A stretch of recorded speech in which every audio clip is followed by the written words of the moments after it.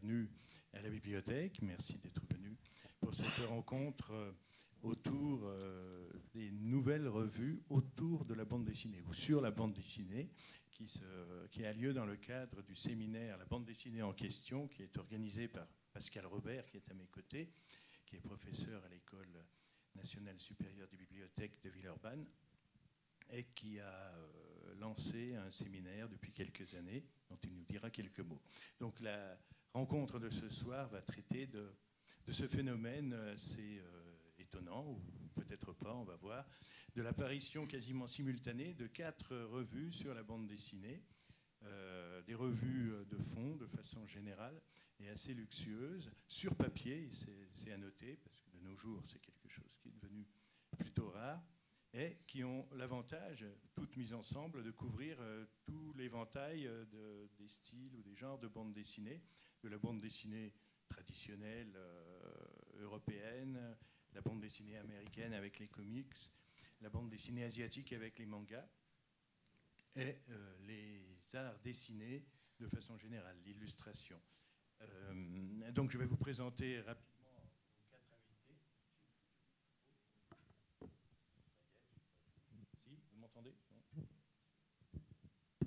Oui. Bon. La technique.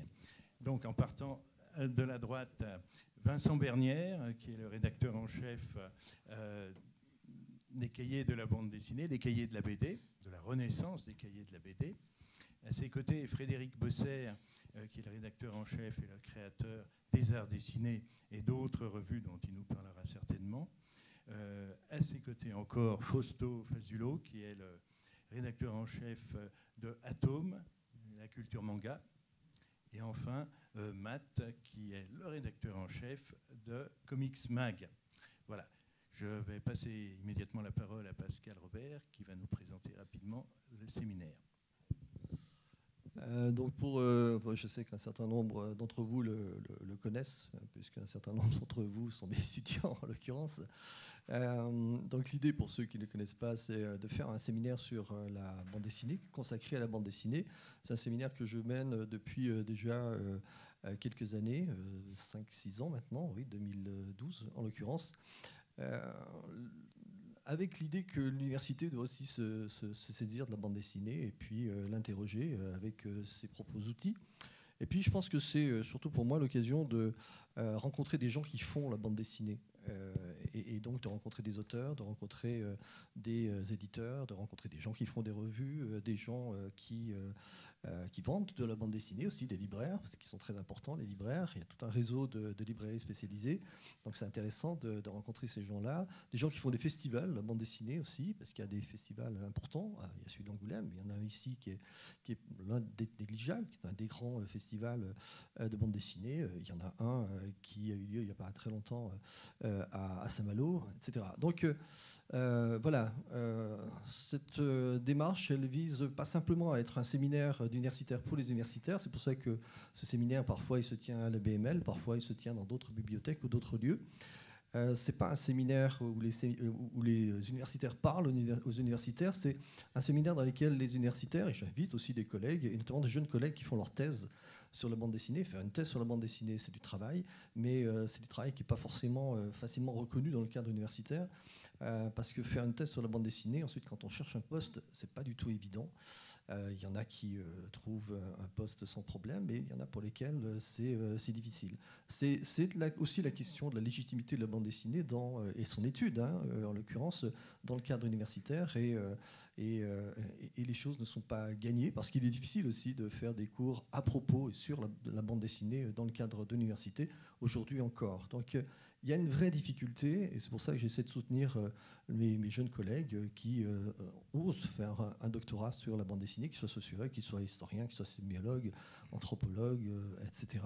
Je pense qu'il faut les soutenir, c'est absolument essentiel, et que, en plus, la bande dessinée a besoin qu'on la réfléchisse, qu'on la travaille, parce que je pense qu'elle est très riche. bande dessinée, et puis la bande dessinée au sens large, hein. J'inclus aussi les mangas et les comics. Et il y a des jeunes collègues qui travaillent sur l'un comme l'autre. Et je pense qu'il faut effectivement soutenir ces travaux. Voilà, donc globalement, très rapidement, un séminaire qui est ouvert à tout le monde, pas simplement aux étudiants ou aux collègues. Un séminaire qui essaie d'être curieux par rapport à la fabrique de la bande dessinée. Qu'est-ce que c'est que faire de la bande dessinée au sens très large, mais qui, bien évidemment, est aussi ouvert notamment aux jeunes collègues qui font des recherches sur la bande dessinée. Et je pense qu'il est important de dialoguer, par exemple, avec, comme on va le faire aujourd'hui, des gens qui proposent des revues qui sont aussi des revues de réflexion sur la bande dessinée, qui sont d'abord des revues de réflexion sur la bande dessinée, qui certes partent de l'actualité, mais qui ne font pas que rebondir sur l'actualité et qui posent des questions, je trouve, importantes sur la bande dessinée, et notamment, par exemple, et on y reviendra, la question du dessin, par exemple, en bande dessinée. Souvent, on parle des scénarios et on parle peut-être insuffisamment du dessin, insuffisamment des dessinateurs. C'est pas forcément évident de parler de dessin. Et donc la question graphique, elle est assez souvent posée dans ces revues, et je crois qu'elle mérite vraiment d'être posée. Et donc c'est aussi ce qu'on va voir aujourd'hui au milieu de pas mal d'autres questions. J'ai retrouvé un micro, merci. La parole. Donc, dans un premier temps, nous allons proposer à nos invités de se présenter, de présenter très rapidement leur parcours en une minute, on va dire. Donc, on commence par Vincent Bernière. Mon parcours en une minute, c'est une gageure. Je perds déjà beaucoup de temps. Non, c'est très simple. Moi, j'ai eu la chance, par des hasards successifs, d'exercer à peu près tous les métiers dans le domaine de la librairie et dans le domaine de la presse. La seule chose que je n'ai pas faite en presse, c'est de la maquette. Je ne sais pas faire. Et je ne suis pas très très bon en fabrication. Mais sinon, j'ai commencé à travailler à l'âge de 25 ans. J'ai été libraire, représentant, éditeur pour des maisons d'édition variées. Puis, jusqu'à très récemment, j'ai créé ma propre maison d'édition. Et dans le domaine de la presse, c'est à peu près la même chose. J'ai été pigiste, secrétaire de rédaction. Je sais faire de l'iconographie. Enfin bon, bref, j'ai fait à peu près tous les métiers comme ça. Quand j'avais l'impression d'avoir fait le tour d'un métier, j'essayais de toucher une autre sphère de ce métier-là jusqu'à directeur de la publication d'un journal. Voilà. Frédéric. Je vais essayer d'être aussi bon que toi. Moi, en gros, études scientifiques à la DOA. Après, parti à l'armée. À l'armée, je rencontre quelqu'un dont le frère travaillait pour un commissaire-priseur. Je voulais faire l'étude d'histoire de l'art. Je fais l'étude d'histoire de l'art et en même temps, je monte des ventes aux enchères. Et puis, au moment de monter les ventes aux enchères, je rencontre Olivier Maltrait, qui fait Canal BD Magazine aujourd'hui, qui voulait faire une revue de bande dessinée. Ça ne résonne pas trop, ça. Et puis après, là, on a lancé des BD il y a 20 ans maintenant. C'est 20 ans en décembre 2018, là. Et il y a 10 ans, j'ai lancé à peu près L'Immanquable, qui était une revue de prépublication. Alors, DBD, c'est une revue sur la bande dessinée, d'information de bande dessinée. L'Immanquable, c'est de la prépublication, un peu comme à suivre dans le temps. Et puis, ça fait très longtemps que moi, j'adore un petit peu tous les autres métiers qui utilisent le dessin, soit l'architecture, le dessin de presse, les costumes, le dessin animé et compagnie. Et du coup, je me suis dit, tiens, je portais un projet depuis très longtemps. Et en gros, c'est en discussion avec Jean Dufaux, qui est un scénariste, il m'a dit, fais ça avant tes 50 ans, après tu n'auras pas l'énergie. C'était l'année de mes 50 ans. Et donc, du coup, on a lancé les arts dessinés depuis décembre dernier, avec une couverture avec Jamie Hewlett, qui pour moi était le confluent entre la bande dessinée, le comics, la bande dessinée européenne. Je ne sais pas s'il a lancé une couverture jaune, vous aviez derrière. Et du coup, c'est celle qui est là d'ailleurs. Elle est là, je suis bête. Tac. Et voilà, là on va fêter notre première année là, dans un mois. Enfin même pas, oui, début décembre. Voilà. On est en train de boucler le 5e numéro déjà et ça se passe plutôt bien. Merci. Fausto. Moi je viens de la presse cinéma en fait. Je viens et j'y suis toujours. J'exerce chez Mad Movies, je suis rédacteur en chef de ce magazine de cinéma spécialisé depuis maintenant 12 ans. Et il y a à peu près 3 ans, j'avais cette idée effectivement J'étais lecteur de manga depuis très très longtemps. Je ne trouvais pas vraiment mon bonheur en fait dans les propositions qui m'étaient faites dans la presse. Donc je me suis dit tiens que ce serait intéressant de proposer quelque chose d'un peu différent et de manière assez égoïste le magazine que j'aimerais lire moi.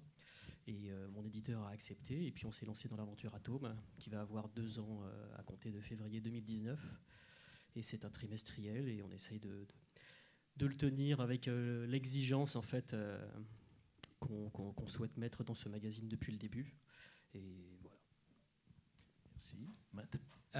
Moi, je suis un touche-à-tout qui fait plein de choses, des projets qui les montent et qui les abandonnent aussi vite. Je suis un lecteur de comics depuis le début des années 90 et mon vrai boulot, c'est la radio. Je viens de la radio, en fait, ce qui n'a rien à voir.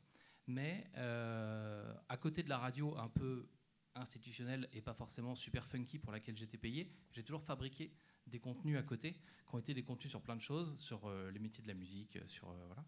Et puis en cherchant un nouveau projet, j'ai monté une chronique quotidienne sur les comics. L'idée, c'était de parler de tous les jours en 2 minutes 30 d'un comics dispo en français qu'on peut lire sans rien connaître aux comics, de façon à parler de BD déjà aux gens, à des gens qui n'étaient pas du tout sensibilisés, et en disant les gens n'entendent jamais de parler de BD dans les médias traditionnels, et donc c'était un cheval de Troie. J'utilisais les médias tradis pour leur parler de BD. De fil en aiguille, ce truc-là a été diffusé sur plein de radios, c'était diffusé aussi en podcast, c'est devenu un site internet qui s'appelle lescomics.fr. J'ai fait plein de rencontres, des rédacteurs, des auteurs, des libraires, et parmi tous ces libraires, il y a un type qui s'appelle Bertrand Lacroix, qui tient une boutique spécialisée comics et manga au Mans, qui s'appelle l'Intrépide, et un jour qui m'a dit « il n'existe pas de magazine pour faire lire des comics aux gens qui ne les connaissent que par le cinéma. Il faut qu'on fasse ce magazine. » On a dit d'accord, et donc on a fait Comics Mag, qui est un magazine gratuit, qui s'adresse pas aux quelques milliers de personnes qui lisent des comics, mais aux 59 millions de personnes qui n'en lisaient pas encore. Merci. Question, Pascal.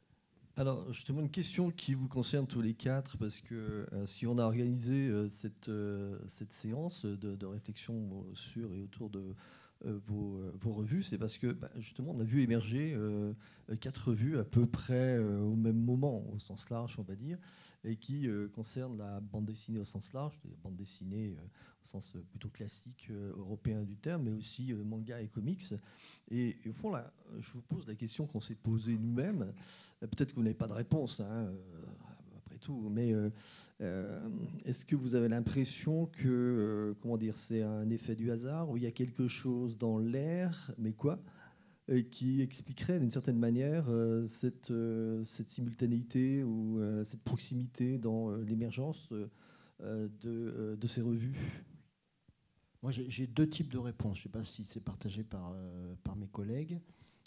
Premièrement, ça n'a l'air de rien, mais la bande dessinée, au sens large, bande dessinée, manga, comics, d'autres formes de bande dessinée avec d'autres appellations, enfin, je veux dire, mondialement, connaît, selon moi, un nouvel âge d'or depuis, disons, les années 90, peut-être le milieu des années 90.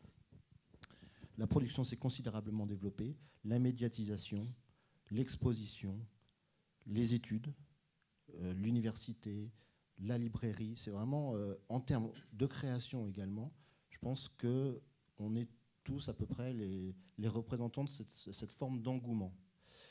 Donc je ne pense pas que ce soit un hasard complètement. Ensuite, nous sommes tous des gens qui travaillons dans la presse, qui sommes diffusés en kiosque. On parlera certainement des types de diffusion plus tard, parce que c'est très important.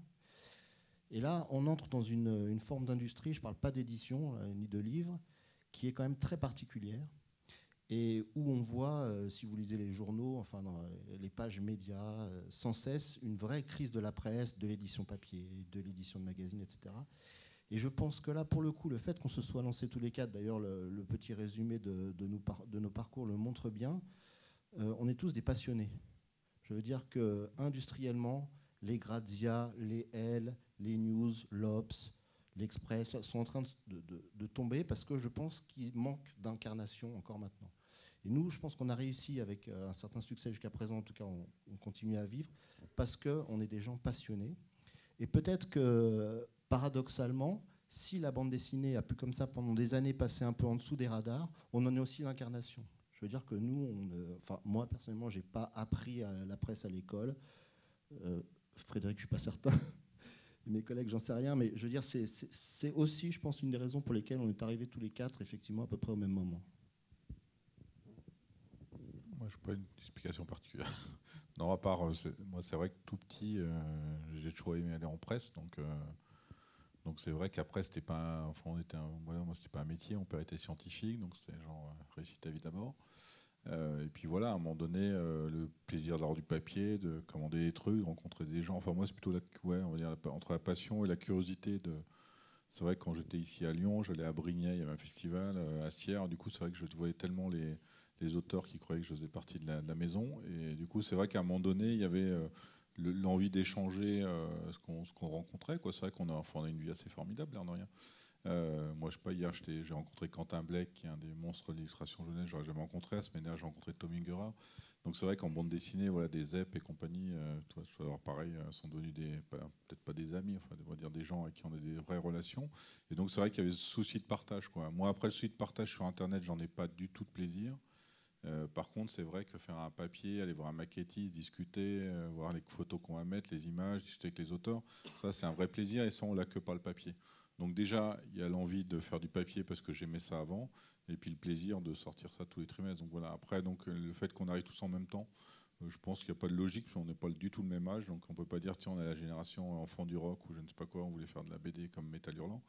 Je pense qu'il y a le plaisir peut-être ils me diront une autre opinion, mais de sortir quelque chose qui on a envie puis d'avoir quelque chose dans les mains. Enfin, je sais pas, quand vous allez voir un auteur et vous dites je fais un site internet, je pense que les 3 quarts du temps ils l'ont pas regardé, alors qu'une revue on la pose sur une table, c'est quand même autre chose. Enfin, alors c'est peut-être très mégalo, se dire on laisse une trace ou je sais pas quoi. Enfin, moi je travaille pas dans ce sens-là, mais il y a le plaisir de partager, d'avoir un truc dans les mains surtout. C'est vrai que c'est assez difficile en fait de recontextualiser une démarche personnelle dans quelque chose de beaucoup plus large. Ce qui est en tout cas assez sûr aujourd'hui, c'est que je pense que la spécialisation, parfois même la surspécialisation, c'est un petit peu la clé pour pouvoir survivre dans la presse. Et cette spécialisation-là, elle s'accompagne aussi d'une forme assez exigeante. On le voit aujourd'hui avec les revues qui sont présentées, qui sont toutes effectivement très belles. Et je pense que ce repositionnement-là, avec des produits entre guillemets assez haut de gamme, permet à la fois de donner l'écrin idéal à un art qui n'a pas forcément par le passé bénéficié d'une exposition aussi esthétique, et en même temps de retomber sur ses pattes d'un point de vue économique, puisque ce sont toutes, à l'exception de Comics Mag qui est un gratuit, mais ce sont toutes des revues assez chères, qui s'adressent donc à un public qui peut se les acheter. Et si on pouvait les proposer un peu moins cher, si les coûts de fabrication étaient moins chers, je pense qu'on le ferait tous. Mais là, en l'occurrence, pour pouvoir faire exister ce type de proposition éditoriale, c'est vraiment, je pense, la stratégie idéale. Enfin, en tout cas, c'est mon point de vue. Je ne sais pas s'il est partagé, mais en tout cas, c'est comme ça qu'on a façonné Atome. C'est pas cher, hein, je te coupe, mais c'est pas cher les revues qu'on. Ah, non, mais déjà. Pardon, je pensais que tu parlais de la fabrication en fait, parce que à ce moment-là, je l'ai demandé des adresses. Non, mais c'est cher vis-à-vis d'un Voici que tu vends 2 €, 3 €. Enfin voilà, je veux dire, quelqu'un qui rentre dans un kiosque qui va payer 15 €, son panier moyen, s'il est de 20 €, c'est-à-dire qu'il a acheté un journal à 3 et 5, enfin, je veux dire, psychologiquement. Après, divisé par 3, ça fait 5 € par mois, mais dans l'absolu, c'est 15 €. C'est compliqué de déterminer la valeur d'une marchandise. Il y a des gens qui ont fait des tests là-dessus. Un des premiers d'entre eux, c'est Karl Marx, par exemple. Mais la valeur d'une marchandise, la valeur travail, c'est compliqué à déterminer. J'entends parfois que les cahiers de la BD, par exemple, qui sont à 12,50 pour 204 pages en quadrichromie, sont chers. Enfin, je peux comprendre. En réalité, je pense que ça les vaut. Je ne suis pas certain que ça vaille plus. Mais à mon avis, ça devrait valoir plus si vous intégrez tous les frais de fabrication, tous les frais qui sont liés à ce journal. Ça devrait valoir plus. Roland Topor disait que quand on achetait un livre, par exemple maintenant, je ne sais plus quelle était la valeur qu'il utilisait, lui, ça devait être des francs, mais enfin, quand vous achetez un livre 20 €, par exemple, un roman, le dernier livre de Laetitia Hallyday, celui d'Éric Zemmour ou de Gérard Noiriel, c'est 20 €, 23 €, 24 € pour un livre gris. Et quand on va au restaurant, dans un restaurant qui n'est pas forcément donné, c'est 20 €. Et puis on ne sort pas du restaurant en disant « Ah là, c'était cher » et tout ça. Non, juste on s'est alimenté. Alors, j'admets que lire ou s'alimenter, ce n'est pas forcément le même besoin humain. Mais je ne crois pas que ce soit forcément cher. Par contre, je souscris entièrement à ce qu'a dit Fausto, c'est que il faut être, en presse en tout cas, c'est mieux d'être leader sur un marché de niche, on va dire. C'est ce que tu as dit un peu dans d'autres termes, mais ça, c'est absolument vrai. Autre chose, on est imprimé sur du papier, donc les écrans sont partout, je ne vous apprends rien, donc on doit avoir une vraie plus-value. Il est difficilement possible d'avoir la même qualité de lecture, que ce soit sur les formats, ou sur l'écriture, l'iconographie, ou ce qu'on raconte structurellement à l'intérieur d'un journal. C'est très difficile d'avoir la même chose sur Internet. Et en plus, avec les 12,50, ou je ne sais plus quels sont les prix de mes concurrents, mais on a une sortie papier qu'on peut emporter partout et qu'on peut archiver très facilement. Donc, je veux dire, chaque chose a un prix sans doute, mais moi je trouve ça pas si sûr que ça. Peut-être à Tom un peu, parce que tu as moins de pages, toi, je crois. On est moins cher aussi. 7,90, non 9,90. Matt, un commentaire? Oui, je sais pas. Je viens pas du tout des métiers du livre. J'ai pas du tout cette réflexion économique. J'ai pas du tout suivi l'évolution du magazine. Je venais pas du tout de là. Et du coup, j'ai pas vos contraintes en fait. Donc j'ai pas vraiment d'avis par rapport à ça. Le seul truc, on parlait de l'émergence de la BD. Il y a une sorte d'âge. Je sais plus qui a dit ça. J'ai entendu. Il y a un âge d'or à partir de la fin des années 90 ou ce genre de choses. Ça coïncide avec plein de trucs qui arrivent en même temps. Les années 90, c'est tout bête, mais c'est aussi l'arrivée des mangas papier en France. C'est l'émergence des comics, où il se passe plein de choses. Il y a les premiers films de la vague comics, avec Blade, qui doit être en 98. Et puis après, ça enchaîne sur Spider-Man, sur les X-Men, sur le trop grand nombre de blockbusters qu'on a tous les ans. Ça vient aussi avec l'émergence d'Internet, où finalement tout le monde prend la parole. Et tout le monde peut s'improviser rédacteur et jouer à être rédacteur. Et autant on peut ouvrir un blog et écrire des banalités sans nom, autant on peut aussi être dans un job tout à fait classique et se révéler et se découvrir une vocation, et qu'on a pu prendre la parole et du coup se révéler rédacteur, se faire repérer par un éditeur, ou alors, comme ça a été plutôt mon cas, essayer de se donner le droit de prendre la parole en fait. Et c'est devenu quelque chose qui est industrialisé. Il y a même des sites aujourd'hui, comme je pense à Sens Critique par exemple, qui expliquent à tout le monde qu'on a tous un avis intéressant et qu'on peut tous le publier. Spoiler, c'est faux. Il y a plein de choses pas intéressantes. Mais il y a une sorte de...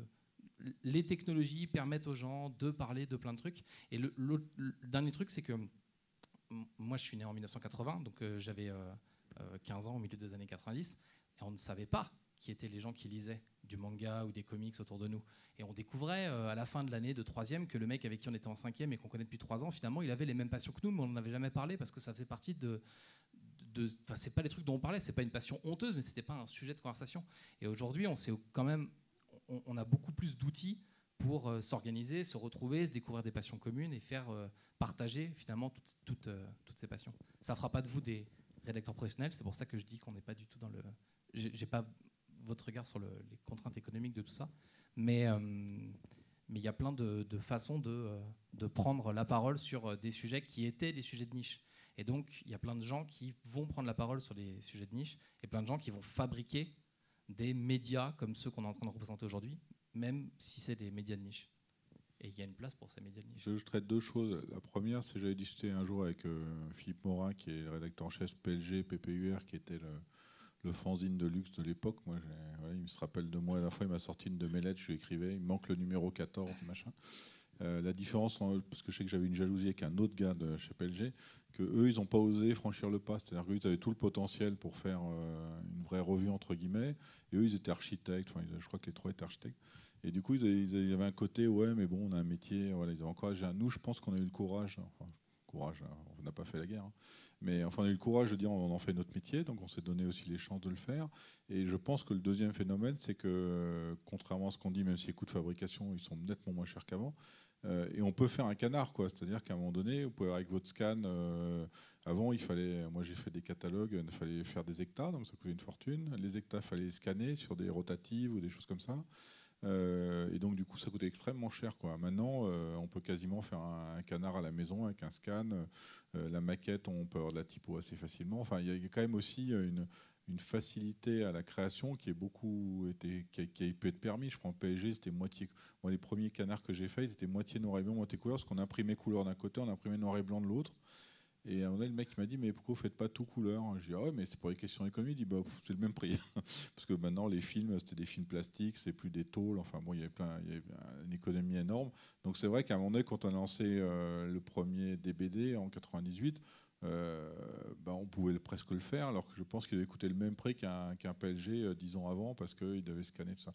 Donc je pense qu'aussi ça a permis le fait que nous, on a envie d'en faire notre métier, qu'on ait osé, malgré que nos parents voulaient qu'on fasse notre métier. Et deuxièmement, ouais, un vrai job. Et deuxièmement, voilà, on avait aussi des coûts de fabrication qui faisaient qu'on pouvait le faire. Et puis du coup, on y allait, parce que moi, c'est vrai que j'avais aucune notion, j'avais jamais fait une rotative, j'avais rien fait de tout ça, j'ai appris avec les graphistes avec qui je bossais. Mais par contre, c'est vrai qu'on pouvait le faire, ce qui n'était pas le cas avant. C'est vrai, Frédéric, je sais à peu près où il travaille. Les autres moins, mais les cahiers de la BD, c'est 5 mètres carrés à Paris. Et on est dans le cinquième, dans le second, dans le deuxième. Et on est 2 techniciens plus quelqu'un qui fait la maquette. Et ensuite, c'est que des pigistes extérieurs. J'ai pas d'imprimante. Voilà. Enfin, j'ai une imprimante A4 en noir et blanc, mais je m'en sers très peu. Et les coûts de fabrication ont considérablement baissé, c'est vrai. Même si on en parlait tout à l'heure avec Frédéric, on dépense en gros quand même 20 000 euros pour faire nos journaux, coup par coup, en fab, papier, impression. Alors, j'ai envie de rebondir sur 2 mots que vous avez prononcés. Il y a la notion de niche et puis la notion de passion. Parce que nous, en réfléchissant à cette séance, on s'est dit qu'est-ce qui les motive et qu'est-ce qui fait qu'ils font ça, quoi. Donc j'aimerais que vous reveniez sur la passion. Et puis il y a une question qu'on s'était posée, c'est si c'est de la passion, est-ce que ce n'est que de la passion ou est-ce qu'il y a aussi une démarche plus rationalisée, type étude de marché ou pas derrière? Quand vous réfléchissez à la notion de niche, c'est la notion de niche parce que vous l'avez flairée et vous dites tiens, il y a quelque chose à faire parce qu'en définitive, quand je regarde la concurrence, il n'y a pas spécialement de revues sur le dessin, par exemple, de manière assez générale, ou sur la bande dessinée en tant que telle. Peut-être qu'il y a une niche sur une revue qui essaierait d'avoir un discours un peu semi-universitaire ou qui s'en rapproche un peu ou pas du tout, ça c'est ce dont on discutera, ou critique en tout cas avec un format un peu plus développé. Voilà. Moi ce que j'aimerais c'est que vous bondissiez là-dessus, quoi. Comment vous avez fonctionné? Est-ce qu'il y a une démarche rationalisante? Non, je pense qu'à un moment donné, moi je sais que quand j'ai commencé à aller voir des agences de pub extérieures, on dit c'est quoi votre objectif? On sait rien, quoi. Enfin, comme on fait des trucs nouveaux entre guillemets, bon, on nous fait un peu moins parce que des BD, il y a eu Bodoc, Kazmat, enfin, il y a d'autres journaux comme ça. Donc c'est vrai qu'à un moment donné, on n'en sait rien, quoi. Parce que quelle est la niche? C'est vrai que si vous dites tiens, on va faire une couverture Titeuf, il y a 2 millions de mecs ou 1 million de mecs qui lisent, donc même s'il y en a 10%, on n'en vend ni plus ni moins. Donc on est quand même dans un créneau de gens qui veulent écouter ce que disent des auteurs de BD, ce qui n'est pas toujours le cas. Il y en a qui consomment de la bande dessinée sans vouloir savoir ce que pensent les gars. Donc je dirais qu'on est à 99,9% de la passion. Et puis aussi bizarre, c'est pareil. Oui, c'est vrai que Coto, la notion de partage, d'aller voir les mecs. Enfin, moi, je sais que j'en allais à Lyon, à Boulevard des Bulles, mais l'autre Métropolis. Comment ça s'appelle? Librairie qui existe à Lyon, Métropolis. Eliette, là, enfin, il y a une librairie. Moi, c'est vrai que c'est en allant voir William Vance dédicacé devant mes yeux au Bordeaux. Et là, tu te dis, ouais, c'est quand même génial, quoi. Le mec est en train de dessiner le personnage dont j'ai rêvé, j'ai relu 300 000 fois son truc. Et donc, à un moment donné, vous rentrez dans l'intimité, vous commencez à discuter, puis vous dites, tiens, c'est possible de faire des interviews, potentiellement d'en vivre. Donc, après, la question, elle se pose même plus, quoi. Je crois que c'est un peu comme quelqu'un qui aime la musique. À un moment donné, il se dit pas, tiens, il y a 300 000 guitaristes sur scène, donc je vais essayer de trouver un truc. Le mec, il a envie de faire de la guitare, il essaye de trouver une voie pour de sa passion. Et après, les études de marché, je crois que si on en faisait tous, on ne commencerait même pas, quoi. Moi, je sais que mon associé, je suis en train de me dire, bon, tu me fais un tableur pour voir si tu gagnes ou tu perds de l'argent. Je le fais 3 minutes, puis au 3 minutes, j'arrête. De toute façon, je pense que ça me désespérerait, ou je me dirais, ah bah tiens, pourquoi j'ai fait tel coup, pourquoi ça n'a pas marché alors qu'elle était géniale. Je crois qu'on n'a aucune... Enfin, moi, je sais pas comment tu fonctionnes pour tes coups. Moi, c'est vrai qu'à un moment donné, il y a un visuel, il me paraît évident, je le fais. Après, on me dit, ouais, mais pourquoi tu as pris ce gars-là? Il n'est pas tendance. Ou ça. Donc, je ne suis pas du tout calculateur ça. J'aurais devrais peut-être plus, mais en tout cas, oui, c'est pas du tout ça. Enfin, l'étude de marché, j'en ai jamais fait. Bon. Il y a plusieurs choses dans ce que j'entends, et j'ai quand même certains bémols à apporter. Moi, je ne suis pas du tout dans une approche de fan. Frédéric, vous avez compris, il aime bien rencontrer les auteurs, il aime bien... Hein. Moi, en fait, pas tellement. D'ailleurs, je ne fais pas beaucoup d'interviews. J'ai quelques amis auteurs, mais ce n'est pas vraiment mon truc. On est tous différents, et je ne dis pas qu'il y a une façon de voir qui est mieux que l'autre.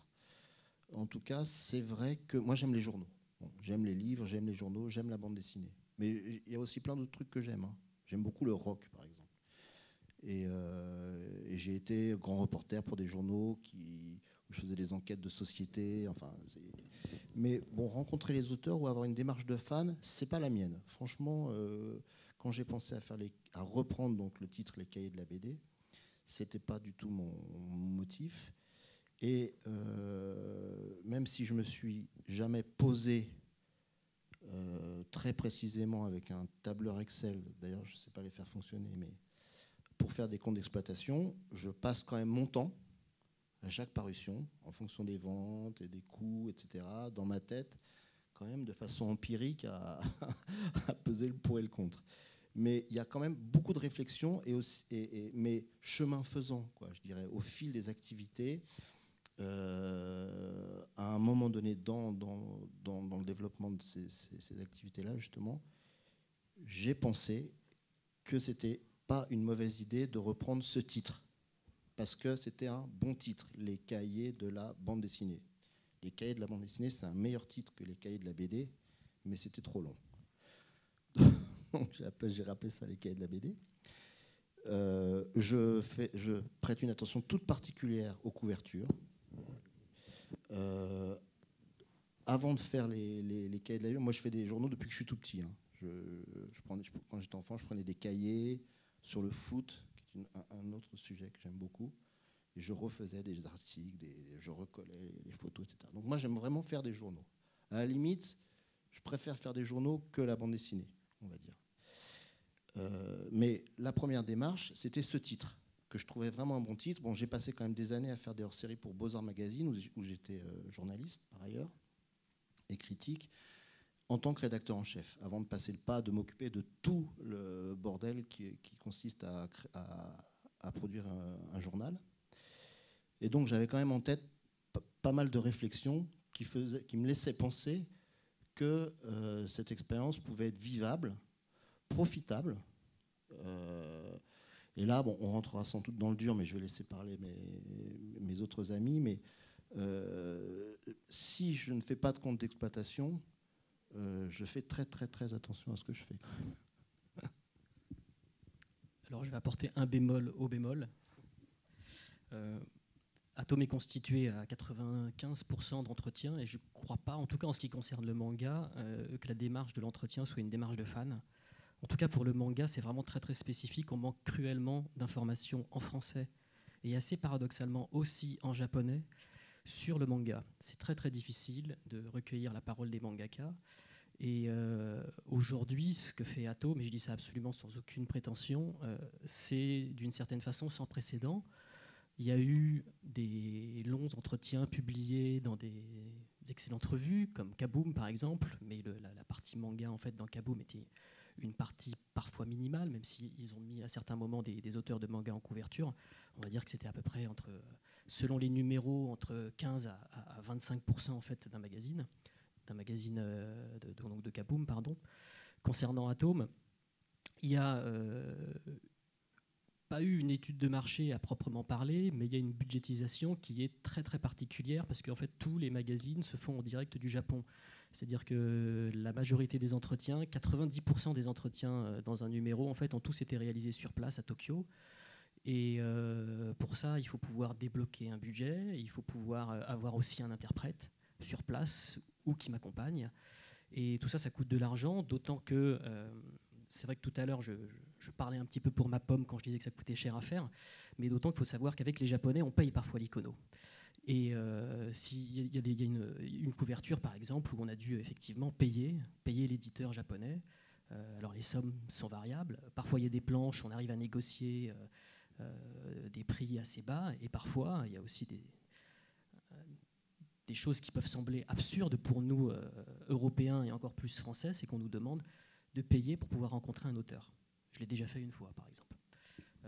C'est vraiment la condition sine qua non pour pouvoir le rencontrer. Et quand on veut absolument proposer un entretien en fait, en français et long à nos lecteurs, on est obligé de passer par là. Donc, sans faire d'études de marché à proprement parler, il y a quand même la question du budget qui est extrêmement importante pour le magazine.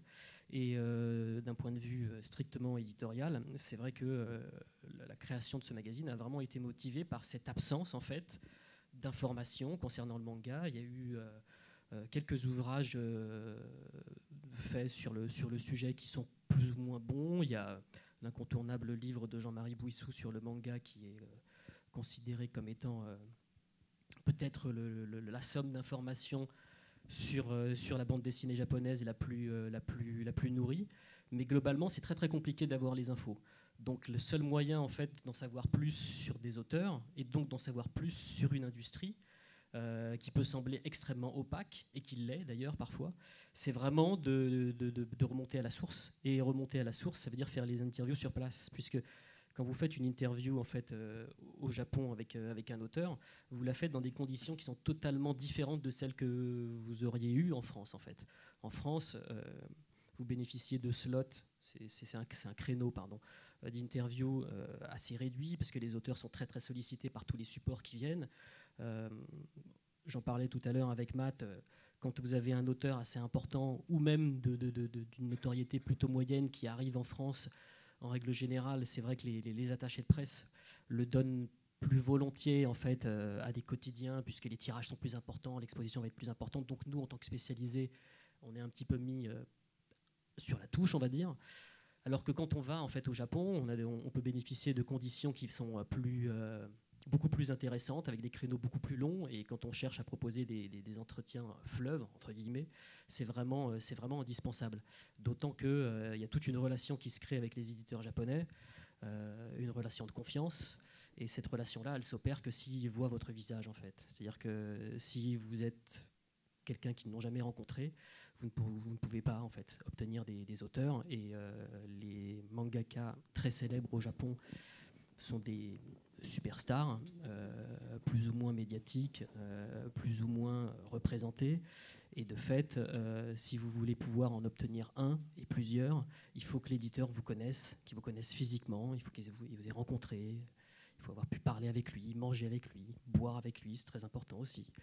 Et tout ça, en fait, ça se crée vraiment sur la durée, ce qui fait que ça a été très très compliqué en fait, au tout début, puisque quand on fait sortir une parution comme ça de la cuisse de Jupiter, pour gagner la confiance des éditeurs japonais, c'est particulièrement à la fois stimulant et à la fois dur.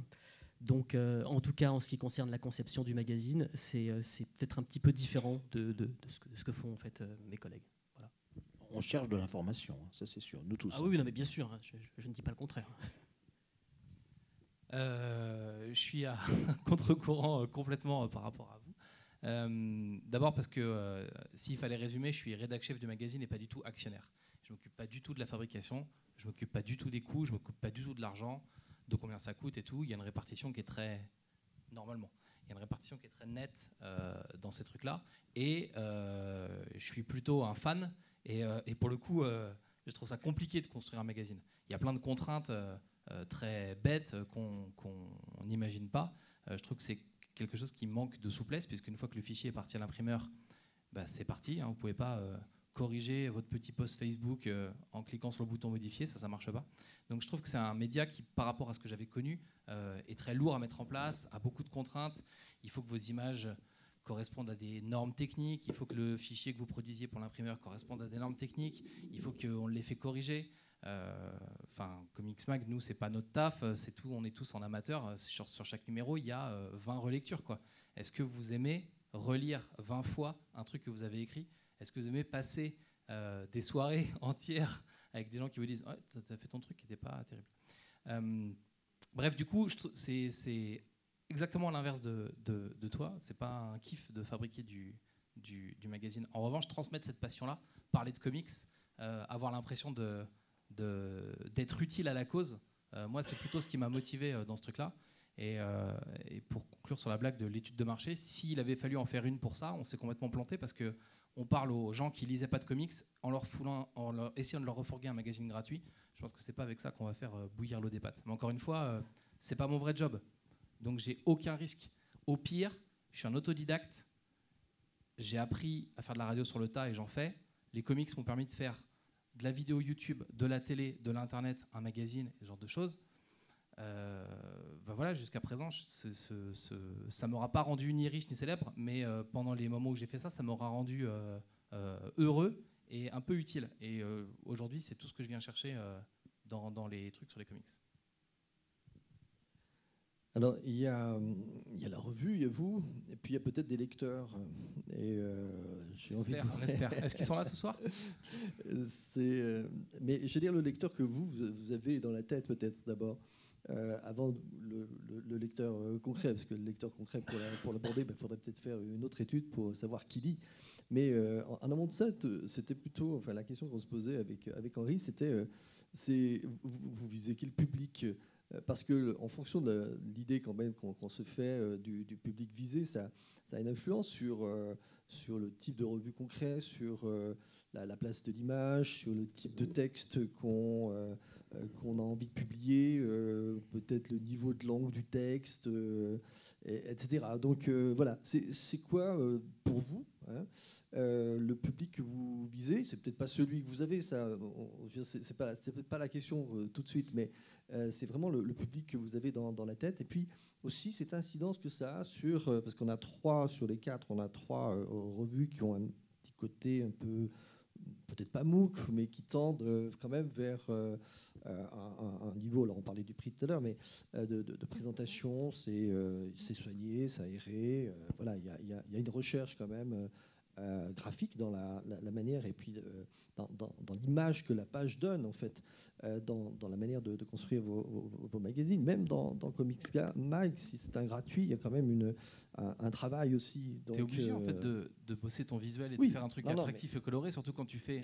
On produit du texte qui parle d'image, donc on est obligé de rendre un truc un peu graphique et sympa à lire.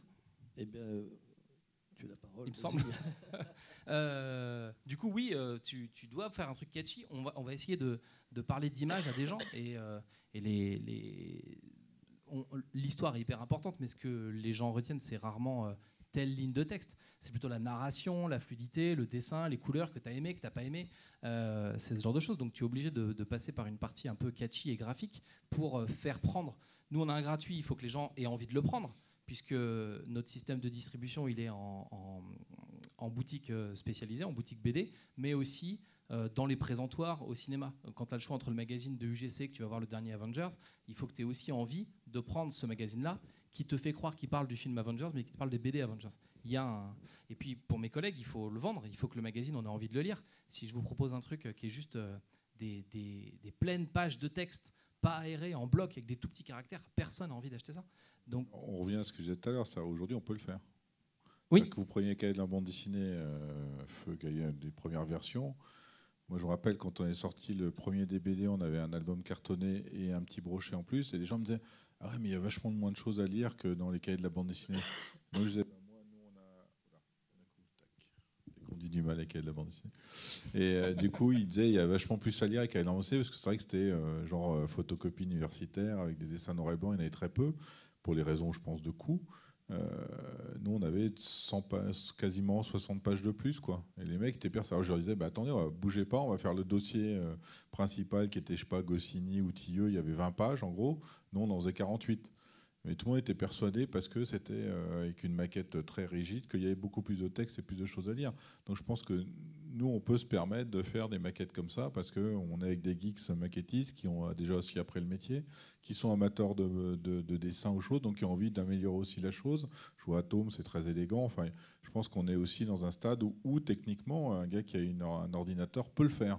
Avant, vous aviez votre maquette, on la montait presque à la main, quoi. Et donc, on pouvait pas Fallait dire, tiens, découper tes cases de BD pour les coller dans ouais, ta puis maquette. tiens, remonte-moi un petit peu le truc. Bah tiens, on va faire ça. Bah tiens, casse-moi le texte ou je sais pas quoi. On pouvait pas le faire, quoi. Ou alors il y avait des revues comme Reagan aux États-Unis qui faisaient ce qu'ils voulaient au niveau maquette. Reagan, tu connais pas? C'est une revue qui était dans des années 80-90 où le mec il détruisait tous les articles, quoi. Et au début, les journalistes se plaignaient en disant ah, mes articles, vous les avez détruits. Et le mec est devenu le plus grand maquettiste du monde. Il a fait le logo Nike et compagnie. Et à la fin, les journalistes voulaient qu'il détruise son article parce que du coup, les mecs le lisaient. Et c'était tout le premier qui a commencé à faire ça. Mais parce que les ordinateurs le permettaient. Avant, on avait. Non, tu n'as peut-être pas connu, mais on arrivait avec des espèces de machines comme ça, avec je sais pas, une revue, c'était 3 fichiers énormes. On arrivait avec notre dossier, que le mec il utilisait ça. Maintenant, on arrive avec notre clé USB où on fait WeTransfer. WeTransfer. Maintenant, on demande à un mec, là, quand j'ai fait des trucs, on l'appelle, ouais, au fait, on a besoin de visuel. Le mec, il te fait WeTransfer dans l'heure, tu as des images haute def qui arrivent, tu peux faire des pleines pages, enfin, tu peux tout faire. Avant, c'était, moi, je me souviens, j'étais sorti un jour de Herman, j'avais 80 dessins originaux. On avait fait un bout de papier comme ça, tiens, machin, et on est parti avec sous le bras, on est allé les scanner, on est retourné lui amener la semaine d'après, on les a pointés un par un. Voilà, c'était parce qu'on n'avait pas le choix, les éditeurs n'étaient pas équipés, les auteurs ils scannaient pas, parce qu'à l'époque ils filaient à Tintin scannait puis il leur rendait, ou des fois ils ne le rendaient pas. Ça, c'est pas notre problème. Mais du coup, voilà, donc on était quand même dans des états où il n'était pas. Il y a aussi pareil, les gars vont dire bah, j'ai vendu l'original mais j'ai gardé un scan. Donc on a aussi une facilité de travail qui est beaucoup plus forte. Et donc quelque part, entre ça plus la possibilité de faire des maquettes, fait que autant faire un journal qui est beau et où on se fait plaisir. Et je sais que quand j'avais lancé les arts dessinés, où on a essayé de faire une maquette qui est belle, j'avais été à la chance d'avoir fait Antoine Decaune l'émission, il me dit ah vous faites un beau journal, je dis bah, je sais pas, quitte à en faire un, déjà on fait un beau. Et c'était au moment où sortait Faut être un peu fier de ton truc, quoi. Voilà, et puis sortait Hebdo à ce moment-là, qui était quand même un truc extrêmement moche, où tu dis comment on peut, les gens de 21 et de 6 mois avaient fait des très belles maquettes et tout, sortent une espèce de truc mal imprimé, moche, couverture moche, logo moche. Et tu dis bah quel est l'intérêt de faire ça, quoi. Aujourd'hui c'est complètement incohérent de faire ça, autant faire un truc beau. Bon, il se trouve que pour l'instant je l'existe encore, Hebdo pas, mais même si je ne leur souhaite pas malheur à l'époque, mais c'est vrai que je n'arrivais pas à comprendre qu'on puisse sortir une revue de cette manière-là, ou alors on est un gratuit, qu'on fait de la grande distrib, mais quitte à faire une revue, je pense que 21 a marché, 6 mois a marché, parce que c'est une belle revue. Atome, moi je ne l'achète pas tout le temps, je ne suis pas fan de manga, mais quand je l'achète, j'ai plaisir à voir la maquette, c'est beau, c'est belle pleine page, il y a une typo, il y a une recherche, donc on participe presque à un mouvement en disant tiens, c'est élégant, les gars ils font un effort, on ne perd pas notre argent, je dirais presque comme dans un beau resto, il y a une belle présentation. Bah, à un moment donné, tu dis bon bah j'ai payé le service, il y a un mec il arrive, il est bien habillé, il fait l'effort, il vous met la petite sauce par-dessus. Enfin voilà, donc je pense que on est dans le même stade à des degrés différents. Bon, moi je suis plus fan que Vincent ou d'autres, mais moi c'est vrai qu'à un moment donné faire un canard qui est pas beau, ça m'intéresse pas, quoi. Je préfère rien faire, honnêtement. Non, la question du lectorat ou de la cible, évidemment, c'est une question très importante et relativement complexe.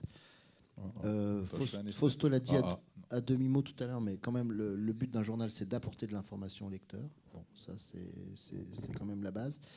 Alors, après, quel type de lecteur, lectrice, de quel âge, etc. Bon, je pense que, enfin, en tout cas, mon journal, il s'adresse à des gens qui aiment qu'on leur parle, vous disiez ça en introduction, sur la bande dessinée. C'est un journal sur la bande dessinée. C'est pas un journal de bande dessinée.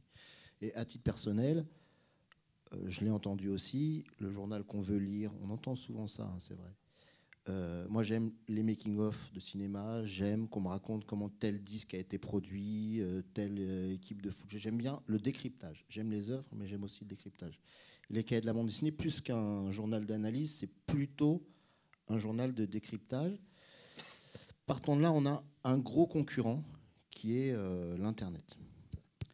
L'Internet, ou les applications, si on veut, moi je suis abonné à des tas de journaux d'information que je lis sur mon iPhone. Il est impossible de mettre sur écran aujourd'hui, je pense, un journal comme les cahiers de la BD. Enfin, il y a des gens qui ont essayé de le faire d'ailleurs. Le distributeur Prestalis a lancé une structure qui s'appelait Zins où on pouvait télécharger des PDF. Bon, c'est impossible. Si je lis Le Monde, par exemple, les articles déjà qui sont republiés sur l'application Le Monde, extrait de M, donc le magazine hebdomadaire du Monde. C'est long à lire, c'est compliqué. Peut-être un jour on aura une encre sympathique. Bon. Mais il y a quand même quelque chose que de toute façon l'écran va avoir du mal à faire, c'est la structure du journal. Comment est-ce qu'il est organisé? Comment est-ce que s'agence l'iconographie, le texte, tout un tas de petites recettes de journalisme qui s'appellent des exergues, des intertitres, des chapeaux, des titres, des légendes, enfin bon. Sans doute que l'écran a une grosse plus-value, notamment parce qu'il peut représenter de l'image animée, etc. Mais bon, pour l'instant, tout le monde a essayé de le faire. Pour l'instant, même les grosses applis du monde où ils ont dépensé beaucoup d'argent pour nous faire lire le journal comme ça, à l'horizontale. Enfin, pour l'instant, la pertinence du papier est toujours là. Et elle est d'autant plus quand on parle de dessin, puisque la main du dessinateur qui dessine sur du papier, dans le cas d'une reproduction de dessin ou de bande dessinée, c'est pour ça aussi dans nos journaux, on reproduit pas mal de... Enfin, moi, je produis pas mal de bandes dessinées et de dessins aussi, plus du texte, retrouve sa pertinence dans le papier imprimé. Bon, ensuite... Parenthèse par rapport à ça, c'est vrai que par rapport à des journaux de rock, par exemple, ou littéraires, on a quand même une chance inouïe d'avoir des visuels, quoi. Moi, je sais que... Je connais par exemple Gérard Manset qui refuse de faire des photos.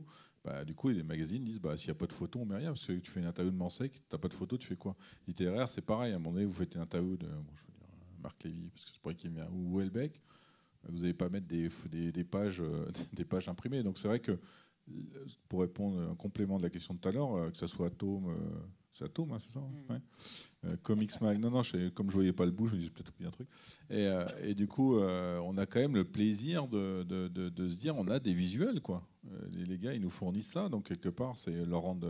Ça vaut aussi pour le livre de bande dessinée. Hein. Bon, sauf que le livre de bande dessinée, la seule structure qu'il a, c'est qu'on tourne une page après une autre et qu'on a une structure en double page. Bon, c'est les seules petites astuces, à part des bandes dessinées plus expérimentales qu'ils ont. Mais nous, on a quand même plein de choses à notre disposition. C'est un vrai métier de faire les journaux. Bon. Ensuite, si j'ai parlé des écrans, ma réflexion, elle a beaucoup tourné autour du fait que je souhaite que ce journal soit lu par le plus grand nombre de gens possible intéressés par ce type d'information et ce type de traitement. Et je le jugeais à peu près égal à 5000 personnes, en gros. Hein, après, bon.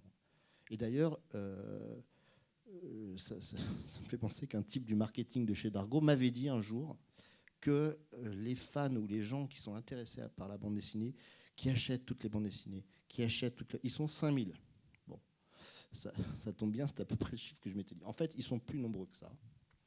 Et je pense ou nombreuses, et je pense que l'intérêt quand même d'un journal, vous l'avez dit, c'est de s'adresser à des lecteurs. Sans ça, on peut faire un fanzine comme faisait PLG, qu'on passait son temps à chercher parce qu'on ne le trouvait jamais. Mais quand on veut faire un journal avec une certaine forme d'économie et de tirage et d'ambition en termes de lectorat, moi, c'est comme ça que je suis parti. Après, il y a plein d'autres façons de partir pour faire un journal, sans doute. Mais en tout cas, il fallait toucher ces 5000 lecteurs, c'est-à-dire en gros, j'en ai plus, mais avoir au moins 5000 ventes, au moins 10 pages de publicité, à un tarif à peu près médian, un système double de diffusion, librairie et presse. Ma publication a 2 codes barres, ça vous intéresse si vous êtes féru de bibliothèque, je suppose. 2 niveaux de TVA, c'est un petit peu complexe, mais 2 codes barres, hein, un ISBN, un ISSN. Et ensuite, la grande question qui touche à la ligne éditoriale pour le coup du journal, si on ne veut pas concurrencer l'Internet, il faut bien structurer son journal, raconter une histoire avec des cahiers, des sections, des formats différents, pas seulement le format de l'interview, surtout pas trop le format de la critique, parce qu'on en trouve beaucoup sur Internet, critique de tel ou tel album. Donc, il y a un cahier critique dans les cahiers de la BD, parce que ça permet de séduire certains annonceurs, mais ce n'est pas le cœur du journal, loin de là. Donc on a des formats techniques, on a des formats muséographiques, on essaie quand même de varier les formats journalistiques. Et ensuite, le dernier point, il y en a sûrement d'autres, mais enfin c'est celui qui me vient, c'est de traiter plutôt d'actualité froide, non liée à l'actualité du moment. On surfe un petit peu sur l'actualité, mais enfin les articles peuvent paraître dans 3 mois, dans 6 mois, ça n'a aucune espèce d'importance, et on est entre le magazine et le livre, pour le coup. Hein, c'est-à-dire pas tout à fait un MOOC, je pense. America, c'est un vrai MOOC, par exemple. Là, on est plus dans une approche, à mon avis, dans la variété des contenus qui serait entre le magazine et le MOOC. Mais c'est-à-dire que tous les 3 mois, on va acheter un journal de 204 pages. Il ferait 100 pages, ça n'irait pas. Enfin, vous voyez que c'est quand même une forme de complexité. Il faut penser à peu près. Et bon, pour l'instant, je ne me suis pas trompé, en tout cas, sur cette analyse. Non, juste pour répondre par rapport au lectorat, en fait, à la ciblage du lectorat, j'y ai quand même pensé, puisque cette projection en fait de rédacteur en chef créateur et aussi de premier lecteur. Et en ce qui concerne Atome, je pense que le premier lectorat, finalement, c'est celui qui a essuyé la première vague du manga en France dans les années 90, qui aujourd'hui est âgé entre 35 et 45 ans, et qui peut-être ne se retrouve pas en fait dans les propositions qui lui sont faites aujourd'hui dans la presse spécialisée. C'est en tout cas comme ça que je l'ai pensé. Alors après, le chiffrer, c'est assez compliqué. Je sais qu'il y a toujours un débat autour des lecteurs de manga concernant justement la tarification. Il y a aussi cette question de est-ce qu'un passionné de manga qui déjà a un panier d'à peu près 50 €, 60 €, 80 € par mois a envie de rajouter 10 € pour acheter un magazine qui lui parle de ce qu'il aime. Ça aussi, c'est une question assez importante. Mais je sais que dans notre réflexion, il y avait aussi une sorte de réflexe de réaction vis-à-vis de ce qui s'était fait et de ce qui se fait aujourd'hui. C'est-à-dire que tout ce qu'on a pu voir et lire sur le manga dans la presse spécialisée, je vais parler très franchement, moi, me tombait à peu près à chaque fois des mains. Je trouvais ça vraiment très très moche. Je trouvais ça pas bien écrit. Par ailleurs, ça m'a posé beaucoup de problèmes de créer une équipe avec de bonnes plumes qui ont les compétences pour écrire sur le manga. C'est très très difficile en fait de trouver des gens qui ont cette spécialisation-là aujourd'hui en France. Et il y a eu quand même une vraie réaction, c'est-à-dire qu'il y a eu des choses qui ont totalement été proscrites dans la maquette. Éviter les typos asiatisantes, éviter les espèces de pictogrammes japonisants, des drapeaux du soleil levant, plein de choses qu'on pouvait voir et qu'on voit parfois encore aujourd'hui dans la presse spécialisée manga. C'est quelque chose que je dérive un petit peu, mais que je fais aussi sur Mad Movies, qui est un magazine de cinéma spécialisé fantastique et qui proscrit aussi toute fanfreluche du type toile d'araignée, crâne, goutte de sang, enfin tout ce qui est esthétiquement en fait tire le débat vers le bas. Atome, l'idée c'est justement d'avoir un emballage très très classique. Si je peux juste évoquer la création du logo, parce que ça me tient quand même assez à cœur. Le logo est très très simple. Il y a juste effectivement écrit en japonais Atome. C'est la seule petite affaîtrie qu'on s'est permise, histoire de. Et c'est vrai que le logo a été créé par quelqu'un qui s'appelle Tom Kahn, qui en fait est quelqu'un qui fait des génériques pour le cinéma et qui avait réalisé notamment le générique pour Enter the Void de Gaspard Noé. Et moi en fait c'était un rêve que de travailler avec ce gars-là. Et il est basé en France et il a répondu positivement. Et dès le départ, il était question de faire quelque chose de très simple, d'assez massif. Et qui ne soit pas justement trop connoté asiatisant, puisqu'on n'a absolument pas envie d'être dans une espèce d'estampillage un petit peu ethnique. Et par ailleurs, dans la façon aussi qu'on a de traiter en fait, le manga, ou même la façon dont sont abordés les entretiens, l'idée c'est justement de faire un pas de côté par rapport à ça, et aussi de faire un pas de côté par rapport à tout ce qui est discours un peu fanboy régressif, puisque je pense que le manga a trop subi ça en fait, et qu'aujourd'hui il faut lui apporter quelque chose d'autre. Voilà. Est-ce que tu ne penses pas qu'on vendrait peut-être plus en étant moins luxueux ? Moi, c'est la question que je me pose tous les mois. C'est de me dire, est-ce qu'à un moment donné, avoir un canard à 14,95, beau, luxueux, et quelque part un mec de BD justement qui achète déjà un côté luxueux de la BD, ou le mec qui met manga, qui est habitué à payer, je sais pas, 7 €, je sais pas combien c'est le prix moyen. Est-ce que quelque part, le fait, nous, on a voulu faire du luxe pour du plaisir perso, quelque part, justement, on perd aussi une clientèle qui va peut-être dire ce sera à 3,50, je l'achèterai, mais là, je ne sais pas combien tu vends, toi. 9,90. Ouais, enfin, gros 10 Ce qui est euros. considéré comme un prix énorme en fait, pour les lecteurs de manga qui n'achètent Voilà. pas en fait, de BD franco-belge, par exemple. Le prix moyen d'un manga, c'est à peu près 7,90 €. Ouais, ça, donc, quelque part, est-ce que tu ne te poses pas toutes les questions, enfin, tous les trimestres, toi, dire tiens, et si je le vendais à 5 euros, est-ce que je vendrais plus? Après, c'est un autre modèle économique, mais je sais que moi, à chaque fois, c'est mon débat perso. C'est aussi une question que je me pose, mais je pense qu'au bout d'un moment, en fait, il faut trancher dans le sens du luxe, si je puis dire, puisque il n'y a que comme ça que le magazine peut exister, en tout cas sous cette forme-là. Si on baisse le prix, je pense que, alors sauf s'il y a une abondance d'annonceurs qui débarquent, mais ça aujourd'hui, en tout cas, c'est totalement inconcevable, d'autant que sur un trimestriel, faire venir les annonceurs, c'est parfois assez compliqué. Et par ailleurs aussi, quand Atom est arrivé, la proposition était tellement singulière que ça a même interpellé les annonceurs dans le bon sens, mais aussi dans le mauvais. C'est-à-dire que pour eux, voir un magazine qui est un petit peu à contre-courant de ce qui se fait, qui justement pratique l'actualité froide, comme tu le disais Vincent, c'est-à-dire que nous, on ne couvre pas sur de la nouveauté à chaque fois. Alors quand on arrive à avoir un auteur hyper important et qui est mis en avant à un instant T, on saisit l'opportunité et on le fait. On l'avait fait par exemple l'année dernière avec Naoki Urasawa à Angoulême. Mais en tout cas, c'est pas une obsession, puisque de toute façon, le sommaire se construit de manière totalement empirique et parfois accidentelle selon les entretiens qui nous sont accordés. Mais aujourd'hui, la question du prix et de la cible et de la possibilité en fait, de notre lectorat de l'acheter, elle se pose tout le temps. Mais je pense qu'en tout cas, à un moment, on est obligé de prendre des positions de manière assez radicale. Et après, on voit si ça fonctionne sur la durée. Mais j'en reviens à la question de la valeur. C'est très important que ce qu'on apporte aux gens ait une valeur. Une interview d'Urasawa, ça a une valeur. Ça aura une valeur dans 5 ans. Ça aura une valeur dans 10 ans. Donc, ça a de la valeur. Et je ne reviens pas sur Internet, mais c'est quand même une considération aussi importante. Il m'arrive de m'adresser à des gens, même encore plus jeunes, je pense que vous. Bon, peut-être pas, mais des gens de 20 ans, 22 ans, 23 ans n'achètent plus les journaux. N'achètent pas les journaux. Ils ont tout sur Internet. Donc, si je peux les passionner de façon à ce qu'ils achètent les cahiers de la bande dessinée, tant mieux. Mais ça sera 50 sur 5000.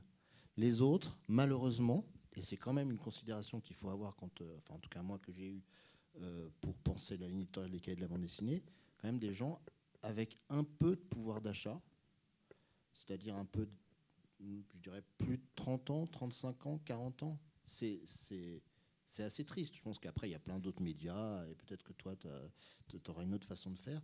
Mais c'est une considération qui est à prendre en compte quand on est diffusé en kiosque avec une valeur faciale, quoi. C'est vrai que moi, j'ai mon premier abonné mort. Mon mari est mort. Ça fait bizarre. Après, c'est vrai que moi, par exemple, des BD, je suis à 8,90, j'ai tout de suite voulu une qualité pareille, dos carré collé, patati patata. C'est vrai que mon concurrent plus direct, c'est Kazmat, il est à 6,90. Et je me rappelle un goût, je faisais une queue, je sais plus pourquoi, pour une dédicace, je sais pas quoi. Et un mec qui disait t'as vu le rédacteur en chef de Kazmat? Ah non, c'est des BD, moi, il est trop cher, je l'achète pas. Et donc il y a quand même aussi cette réaction-là. Je pense qu'aussi il y a des gens qui disent moi, payer plus de 6 euros, c'est déjà cher. Déjà 6,90, c'est de l'argent. Donc c'est vrai que on se pose la question de se dire déjà il y a moins de gens qui lisent, qui achètent des journaux, et en plus dans l'absolu on le met cher. Enfin, moi je sais que c'est une question dont j'ai pas la réponse. Par rapport aux annonceurs, c'est important aussi. Hein. Les annonceurs vont plus volontiers vers ils payent plus cher une page de publicité quand ils vont vers un journal de qualité que dans un gratuit. Une page de publicité dans le gratuit Zo, par exemple, ça peut se négocier parfois à 350 €. Oui, sauf qu'il annonce 3000 en absolu. Ouais, bon, après, ça c'est une... Moi, personnellement... Donc lui, normalement, devrait être leader. Enfin, je sais que ça, c'est un des débats que j'avais eu avec l'ancien rédacteur en chef, enfin l'ancien directeur. C'est-à-dire, dans l'absolu, vous êtes censé en diffuser plus que nous, donc vous devriez être à 3-4 000 et nous à 2 000. Il se trouve qu'en effet, c'était plutôt l'inverse. Une page de publicité, on peut savoir combien ou pas? Moi, je pratique une chose depuis toujours qui est pas souvent pratiquée, mais en fait, moi, je donne les vrais chiffres de tout, parce que comme ça, j'ai pas besoin de réfléchir. Et donc, le prix moyen d'une page de publicité dans les cahiers de la bande dessinée, c'est 1 500 €. Mais la dernière 4e de couverture vendue à Mail Publisher a été vendue à 2750 €. Je vends autour de 8000 exemplaires, tout réseau confondu. Librairie, kiosque, export librairie, export France. Il y a 2 produits. Abonnement. Voilà, c'est à peu près le prix. Mais je ne suis pas indépendant par rapport à l'annonceur. Je dois, moi aussi, jouer un petit peu des coudes, les draguer. Au début, je vendais la publicité. Maintenant, il y a une régie qui prend une commission. Mais c'est un élément important, pour moi en tout cas, parce que en gros, ça paye la fabrication. Ouais, je suis sur les mêmes bases. Alors, ouais, je suis sur les mêmes bases en gros. Après, c'est vrai qu'il y a. Je pense qu'on l'évoque, mais c'est vrai que des fois, il y a. Toi, tu mens. Non, je suis pareil. Je paye 3000 la dernière 4e. Mais c'est vrai qu'après, il y a aussi des accords. Je sais pas toi, on a toujours des éditeurs qui disent bon, on prend une pub, mais vous pouvez pas. Voilà. Après, ça, c'est dans la deuxième. On va dire la plus complexité de la chose, c'est comment on va garder son indépendance complètement par rapport à un gars qui va vouloir essayer de nous vendre des trucs qu'on n'aime pas. Moi, j'ai plutôt eu de la chance pour l'instant. J'ai plutôt eu des éditeurs qui venaient me voir, et puis j'aimais bien la confrontation de dire bon bah. Au départ, quand on arrive avec la pub, les gars disent ah ouais, mais alors là on a du budget pub, c'est on va dire le Tardy, le Bilal, le Gueuluc. Ouais, mais alors toi tu es déjà spécialisé ou tu fais déjà une interview, donc de toute façon on va pas prendre de pub. Donc je sais pas si tu as déjà eu ce problème-là. Enfin moi souvent je l'ai eu, donc on disait bon alors on n'en aura jamais quoi en gros, donc on commence même pas. Donc après j'ai inversé, je dis bon maintenant vu que vous allez prendre là, donc on va plus faire Bilal, Gueuluc et machin. Est-ce qu'il y a dans votre catalogue en même temps des mecs qu'on n'aurait peut-être pas fait naturellement? Donc du coup c'est vrai que ça nous a obligés à quelque part aller moins vers la facilité entre guillemets de l'interview de Bilal ou Gueuluc, qu'on continue à faire, mais du coup elle peut-être de défendre des bouquins qu'on aimait bien, qu'on n'aurait peut-être pas suivi, parce qu'on s'est dit il faut avoir des noms sur la couverture. Donc c'est vrai que du coup par exemple Prune c'était le cas, j'aurais peut-être jamais fait Prune, on a eu un accord avec Magen qui a dit bon voilà on fait ça, mais par contre je prends une pub sur un autre truc. Donc du coup j'ai fait Prune qui était un gars que je devais faire depuis longtemps, et du coup on a passé le cap de le faire en disant on fait une couve alors que j'aurais peut-être pas fait normalement. Donc je dirais que voilà, il y a le côté bon et pervers de la pub. Moi, j'essaie toujours de le tourner de manière assez efficace. Enfin, je sais pas, moi, par exemple, Mel, quand je suis allé voir, ils m'ont dit on prend pas de pub dans les gens spécialisés, j'envoie une chez toi. Donc voilà, donc tu dis bon, des fois ils disent blanc à l'un à l'autre. Peut-être tu as fait des accords, je sais pas ce que tu as fait, mais du coup, c'est vrai qu'il y a des fois où il y a qui est le problème d'un gratuit ou que toi, je sais pas si Atom, tu as les mêmes genres de deals, mais c'est vrai que souvent, voilà, on peut avoir ce genre de discussion qui peut être à la fois très pervers. Je pense que c'est le problème de Zo qui lui est vraiment à dire je suis gratuit, donc il va y avoir les éditeurs à dire vous prenez pas de la pub, je ne parle pas de vos bouquins. Moi on va dire je suis pas encore dans ce stade-là. On a eu les deux avec Comics Mag. Sur ma courte expérience, j'ai eu à la fois. Alors on reviendra sur la place de l'annonceur, parce qu'en fait quand vous payez le prix du magazine en kiosque, vous payez tout le monde, vous payez les gens qui ont fait le magazine, mais vous payez aussi du coup la fabrication du magazine, la distribution, le libraire. En gros, c'est un tiers que vous touchez sur le prix de vente. Donc il y a beaucoup moins d'argent qui rentre dans une rédac que ce que vous donnez, et donc la place de l'éditeur elle est hyper importante, parce qu'en gros c'est les pubs qu'il y a dans le magazine qui payent la fabrication, l'impression et tout du magazine, et l'argent que vous mettez quand vous achetez le mag, elle sert à payer les gens qui font le mag. C'est pour ça que c'est plus intéressant, clin d'œil, de le prendre en abonnement, parce que même si on vous fait une réduction de 20%, on encaisse 80% du prix du magazine et pas 33% du prix du magazine. Enfin, ça coûte cher les abonnements aussi. Frédéric est très calé là-dessus. Moi, je fais tout à la main. Il y a une conf je passe abonnement quand même une journée et demie par semaine, quoi, entre les enregistrements, les paquets, aller à la poste. Enfin, ça te bouffe aussi du temps. Voilà. Bon, je le fais parce que j'aime ça, mais toi, tu as abandonné depuis longtemps. Mais c'est vrai que voilà, moi, je passe chaque semaine, j'envoie 300 paquets en gros. Et c'est des soirées à faire les enveloppes. On l'a vécu. C'est une soirée, ouais, c'est une matinée. On l'a vécu, frère. Tu t'envoies les cadeaux abonnements, mais c'est pas toi qui non, plus les tu fais le routage. Ouais, je fais tout. Moi. Enfin, je fais pas le routage de tout, parce que maintenant, il y a quand même un mec qui met sous plastique. Mais à mon donné, je le faisais. Ouais. Les débuts de DBD, pendant 10 ans, on faisait 3000 paquets par mois. Voilà, ça faisait une bonne ambiance, ça nous changeait d'idée. Et du coup, c'est vrai que voilà, aujourd'hui, je fais entre les cadeaux et les commandes, ouais, c'est moi qui fais. Du coup, on parlait vite fait de la place de la pub. C'est vrai que c'est un vrai truc hyper compliqué à gérer, puisqu'on a les deux cas. On va voir le cas de l'éditeur qui dit vous en parlez déjà, donc pourquoi je payerais. Et nous, ce qu'on a eu sur le numéro, on a fait un numéro 1 et puis des numéros spéciaux pour les salons qui étaient commandés par les salons. Et on avait, mais vous parlez pas de nous, donc pourquoi on paierait? Donc soit vous en payez, c'est gratuit, soit vous en parlez pas, donc ils payent pas. Et donc à la fin, il faut trouver un argu pour faire venir les éditeurs. Et c'est pareil, les structures d'éditeurs, il y a 2 types de personnes. Il y a les gens qui éditent les bouquins, qui les fabriquent, et qui, eux, ont un peu plus les mains dans la BD et que ça va intéresser. Et puis il y a les acheteurs de pubs qui ne sont pas les mêmes, et eux qui ont les mains dans l'argent, et à qui il va falloir faire ses preuves. Donc toute cette place de la gestion avec les publicitaires, et comment rentrer de la pub, et comment convaincre les gens chez les éditeurs qui vont être potentiellement à vous acheter de la pub, ça a été, moi, ça a été le gros truc compliqué dans la fabrication du magazine. Ouais, et puis dès qu'il y a un nouveau qui arrive, Jean Bernière, ils disent ouais, mais alors là, tu vois, un peu d'argent, je t'ai donné. Tu vois, donc tu as aussi ce débat-là. Et puis il ne faut pas en avoir trop non plus. Enfin, si tu as trop de pages de pub, les gens vont gueuler, il n'y a que de la pub dans votre magazine. Je vous invite à ouvrir n'importe quel magazine féminin et à compter le nombre de pages de pub sur le nombre de pages qui sont publiées. Mais nous, en BD, on a peur d'avoir trop de pub. Ce qui est théoriquement illégal. Hein. Normalement, c'est 30% maximum. Je suis toujours étonné qu'il n'y ait pas plus de pub que ça dans Atome. Hein. Parce que les pour un magazine de skate, parce qu'elles sont vendues très chères. Non, mais c'est une, et la nôtre prix à nous pour 10. Mais ça dit, on a des annonceurs aussi qui sont différents des vôtres. On a des annonceurs du jeu vidéo, par exemple. On en a aussi un peu, cinéma, animation. Voilà. Mais c'est vrai que l'avantage d'Atome sur ce terrain-là, c'est que la culture manga nous permet parfois d'être un peu plus périphérique dans la publicité, non pas dans l'édito. L'édito, on reste 100% manga. Il n'y a pas une seule ligne qui a été écrite sur le cinéma d'animation. Parfois, il y a eu des ponts de fait avec le cinéma live, mais c'est quand il y a eu des adaptations de manga au cinéma, mais c'est très très rare. Donc du coup, on a eu quand même des gros annonceurs de jeux vidéo du type Capcom, Konami, etc., qui sont des personnes qui achètent plutôt des 4e de couverture à des prix plutôt élevés, je sais pas. Enfin, en tout cas, c'est la régie. Nous, on passe par une régie, donc c'est la régie qui s'occupe de c'est Mint, non ? C'est Mint, ouais. Mais tout ça pour dire qu'on a au moins cette chance, c'est d'avoir la possibilité de taper un petit peu à côté, même si, de manière générale, les annonceurs manga, en fait, communiquent plus volontiers sur le net. Il y a beaucoup d'achats d'habillage sur des sites du type Manga News, tout ça, etc. C'est pareil en bande dessinée aussi, Fausto. Ouais, voilà. Mais quand on ouvre les concurrents de type Animeland, par exemple, c'est vrai qu'on n'est pas non plus noyé sous le poids de la pub. Après, en tout cas, c'est très cloisonné chez nous, l'édito et la publicité. J'ai jamais eu à devoir rendre des comptes à un quelconque éditeur. Et puis, de mon côté, je suis assez libre, en fait. Si vous voulez bien, on va parler maintenant un petit peu du contenu et du rédactionnel. Je suis assez frappé de voir qu'en tant que rédacteurs en chef, vous tous, vous mettez largement la main à la pâte dans le rédactionnel. Je pense à Fausto qui signe la plupart des interviews dans Atome.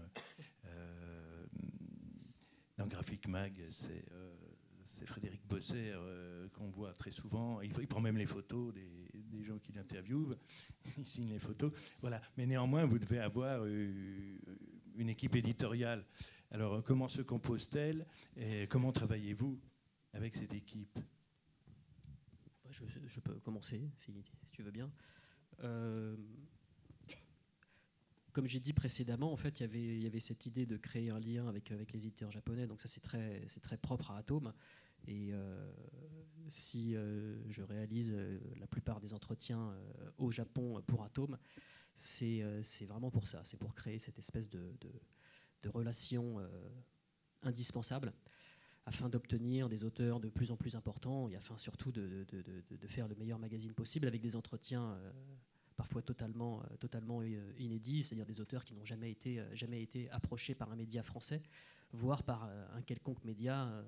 C'est quelque chose de très important. L'équipe, ça a été très très compliqué de la monter, comme je le disais. C'est-à-dire qu'en fait, j'ai simplement été frappé aux portes des gens que je lisais un peu à droite à gauche et dont j'appréciais la plume.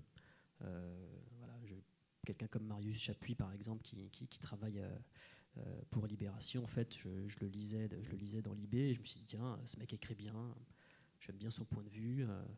Je trouve que voilà, sa plume est plutôt acérée. J'aimerais bien la voir avec moi pour l'aventure Atome. Il s'avérait que la rédaction de Libération... Il faisait culturel déjà ? Ou oui, il faisait généraliste ? Non, lui, il faisait vraiment culturel. Il faisait les pages bande dessinée. pas toutes, mais en tout cas il faisait des chroniques bande dessinée.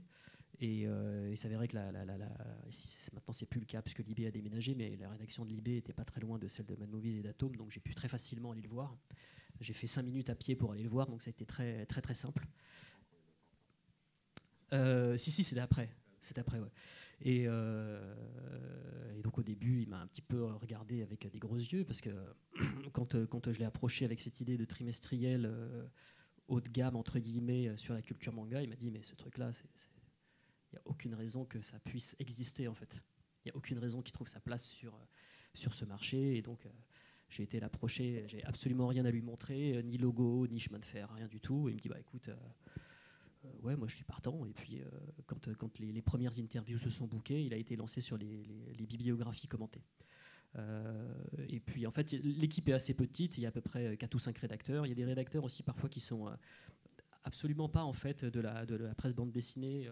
Quelqu'un comme Stéphane Duménildo, par exemple, c'est quelqu'un qui écrit au Cahier du cinéma et qui a une spécialisation sur le cinéma asiatique et sur le cinéma japonais entre autres. Et qui s'avère être aussi un lecteur de manga, donc je l'ai employé à quelques moments. Il y a eu aussi quelqu'un comme Yves Montmeyer qui lui est un documentariste qui a fait plusieurs documentaires sur des artistes au Japon. Il y avait des profils comme ça qui étaient assez atypiques. Quelqu'un comme Xavier Gilbert aussi qui écrit pour Du Neuf. Enfin, finalement, il n'y avait pas de journaliste spécialisé manga à proprement parler. Je voulais pas aller siphonner en fait les journalistes des autres rédactions. C'était une volonté de se différencier, de trouver sa propre voix, de trouver son propre ton, et puis de proposer en fait quelque chose qu'on ne puisse pas lire ailleurs. Alors ça sonne un peu égo trip tout ça, hein, mais ça me semblait en fait totalement stupide d'aller prendre quelqu'un d'Animeland, quelqu'un de Coyote. Il y a des plumes qui sont valables, hein, la question ne se pose pas, mais j'avais pas envie de faire travailler ces gens puisque de toute façon ils travaillaient déjà ailleurs. Et quitte à partir de rien et de créer tout, autant le faire avec de la matière première inédite, si je puis dire. Et c'est comme ça que s'est créée l'équipe édito d'Atome. Bon, moi, je me suis fait à peu près les mêmes réflexions que Fausto. J'ai pas dit que c'est ce que tu avais dit, hein, mais la question de bien écrire, c'est primordial, mais c'est pas non plus la seule question. Mais ce que tu as dit tout à l'heure par rapport à la difficulté de trouver des rédacteurs, je m'y suis confronté aussi. C'est compliqué parce qu'il y a une ligne à respecter, à mon sens, c'est d'être abordable tout en étant pointu. Et ça, c'est une grande difficulté. Vous parlez du contenu. Bon, moi, j'écris plus trop maintenant dans les cahiers de la BD. J'écris plus beaucoup, d'ailleurs, d'une façon générale. Mais je rédige quand même tout le journal dans sa conception et dans sa structure. Et ça, c'est très important, parce que si un journal, c'est une accumulation d'articles, pour moi, ça n'a pas d'intérêt. Donc, il faut vraiment que dans son ensemble, il y ait on ait une histoire à raconter, on ait une structure forte, on ait des équilibres. Je suis sûr que tous mes collègues qui sont ici savent de quoi je parle. Mais ça, c'est un petit cocktail qu'il faut composer.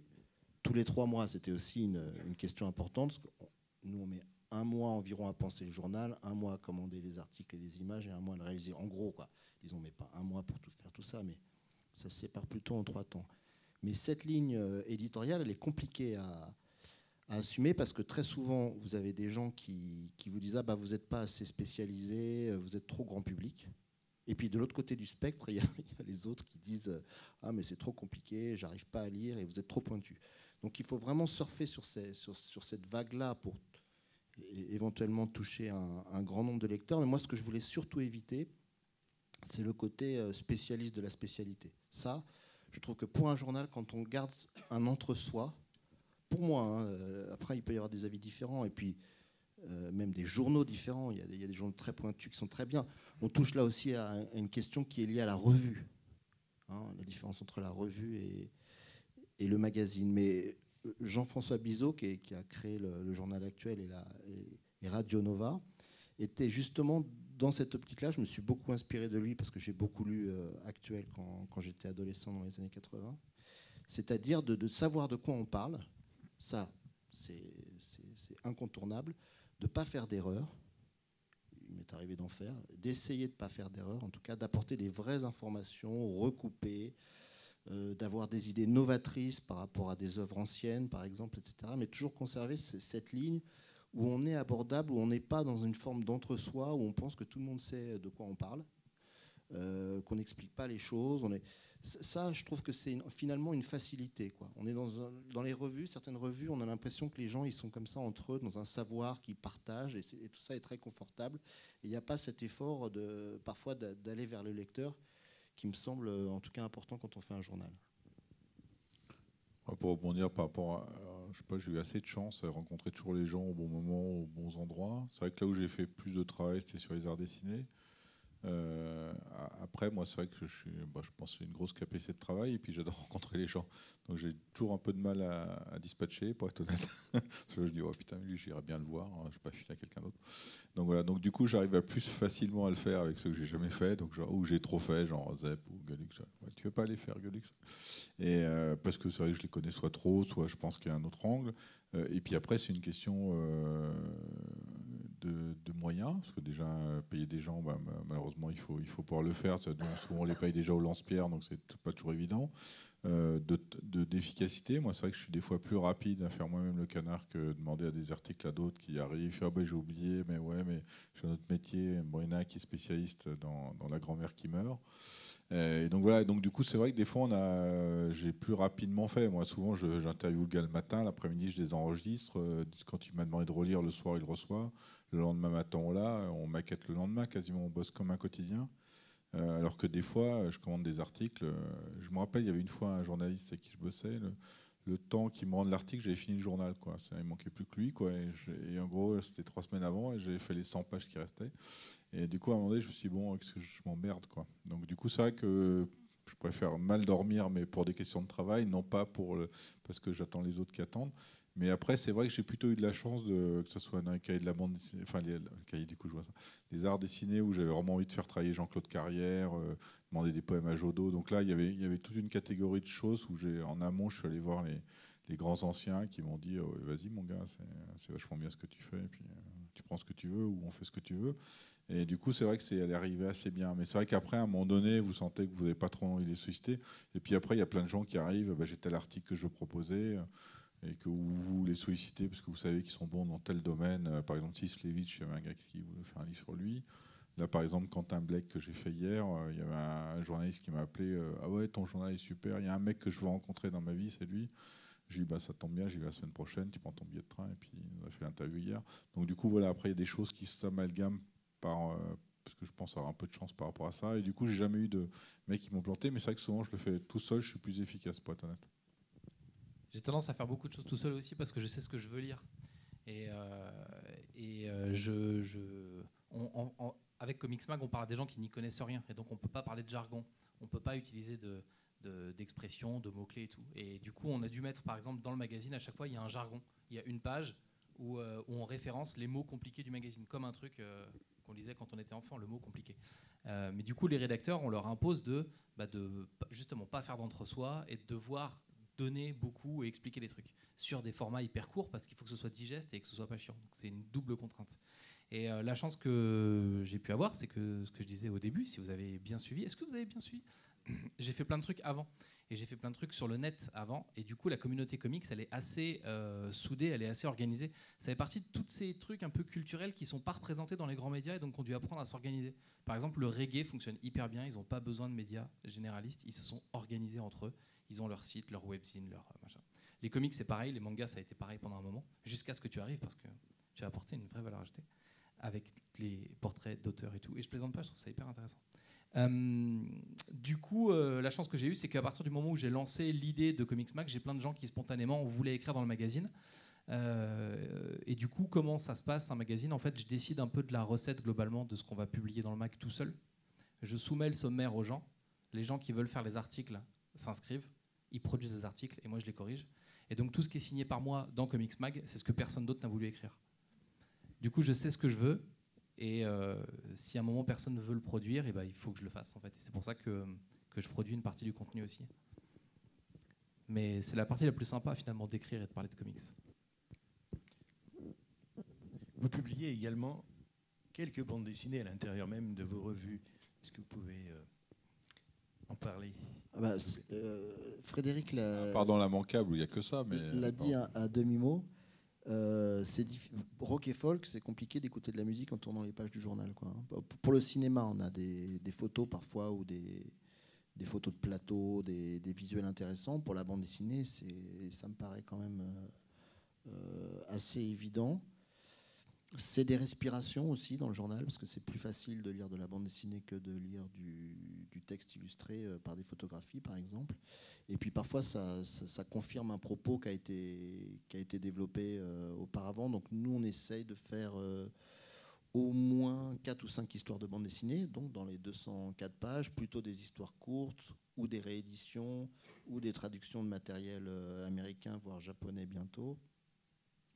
Et donc ça, je trouve que ça apporte. On fait aussi des grandes doubles d'images. On essaie vraiment d'apporter quelque chose de visuel, imprimé sur du papier, intéressant. Voilà. Moi, à part la manquable qui est spécifique, puisque là c'est de la prépublication, des BD, j'ai quasiment jamais fait ça. À part sur les hors-série, on avait fait un peu d'histoire. Et dans les arts dessinés, à la rigueur, non, je préfère faire un portfolio. Moi, je sais que il y avait 2 sujets, que c'était les 4 saisons que tous les mois, tous les trimestres, je fais une commande, et les 7 péchés capitaux. Après, c'est vrai qu'il y a un poème de Jodorowsky qui est illustré par Gérard Dubois. Il y a Coquelin là, qui vient d'arriver avec des poèmes illustrés qu'il fait. Donc c'est vrai que je fais de mes respirations graphiques, mais pas... je vois pas l'intérêt, moi, de... Mais ça a une importance sur le format, par exemple. Le format des cahiers de la BD a été pensé pour pouvoir publier en réduction de la bande dessinée type format franco-belge en 4 bandes, par exemple, du manga dans le cadre d'une forme d'agrandissement ou du comics. C'est pour ça que c'est un format de 21 par 27. Il bosse, le Bernier, il n'est pas n'importe quoi. Nous, on a beaucoup de grands visuels, beaucoup de doubles qui viennent un petit peu faire respirer le texte. Et on a fait une seule fois un extrait en prépublication, c'était cet été.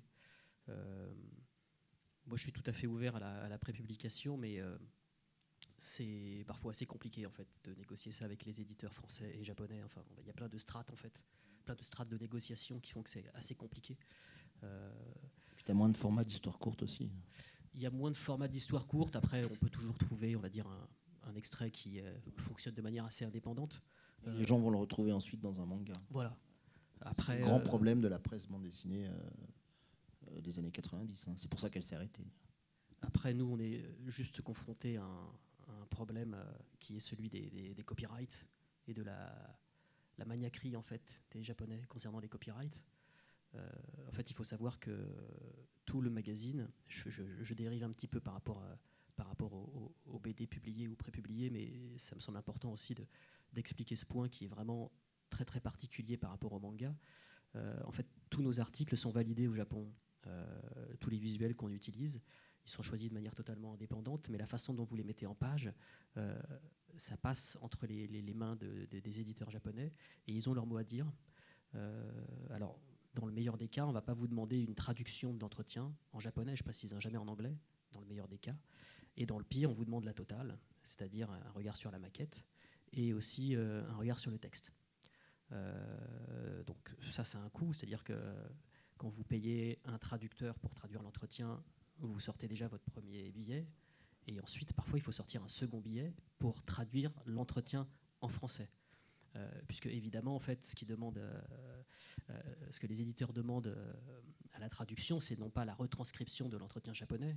Ils s'en fichent copieusement puisqu'ils ont assisté à l'interview. Il faut savoir que les interviews ne sont jamais en tête-à-tête avec un auteur au Japon. Hein, c'est très très rare. La plupart du temps, vous avez 2, 3, 4, 5 personnes qui vous accompagnent. Donc voilà, tout ça demande, on va dire, beaucoup de patience et parfois un peu de budget aussi. Et pour en revenir au copyright, tous les visuels sont donc validés et approuvés par le Japon. Et ces temps de validation, quand vous devez envoyer chez l'imprimeur, parfois vous donnent des sueurs froides.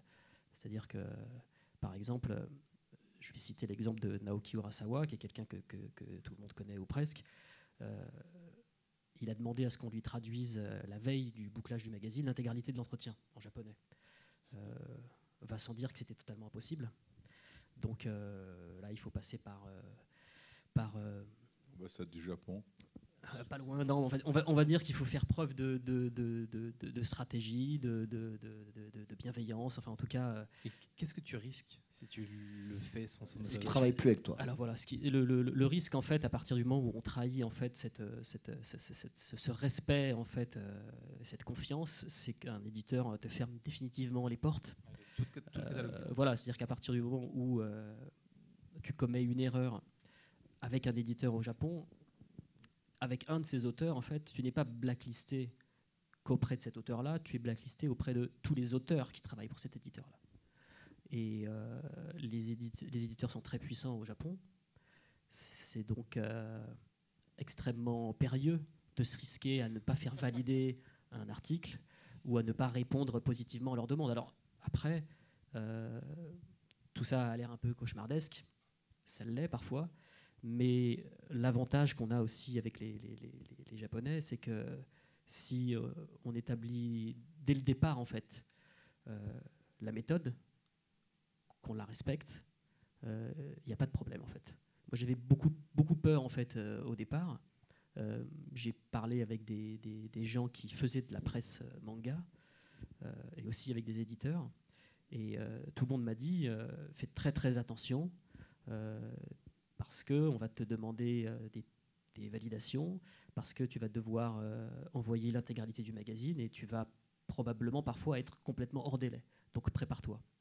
Je m'y suis préparé, parfois pas suffisamment, parce que j'ai aussi été surpris par des demandes qui étaient assez ubuesques par moment. Mais en tout cas, il faut tenir compte de ça. Et du coup, pour conclure sur la prépublication d'histoire ou la publication d'histoire, c'est quelque chose qui, dans le manga, est tout à fait faisable, mais qui est parfois un petit peu compliqué. Et pour le coup, dans Atome, on privilégie plus en fait la voix des auteurs directement, plutôt que les histoires publiées. Toi, par exemple, quand tu disais que tu as un auteur qui a demandé de l'argent, tu as hésité ou pas? C'est vrai que nous, on se pose la question. Oui, bien sûr. Plus ou moins 5 euros. J'ai hésité. Est-ce que c'est une porte ouverte après? Bien Il va dire bah, vous avez payé pour lui, pourquoi pas pour moi? Regarde, après, tu rentres même dans des problèmes d'ego qui dit. Bien sûr. Tout à fait. En fait, j'ai hésité pas très longtemps, puisque la somme était très négociable. Donc, si on m'avait donné un tarif totalement farfelu, je pense que j'aurais décliné immédiatement. Là, en l'occurrence, je l'ai accepté puisque c'était tout à fait convenable.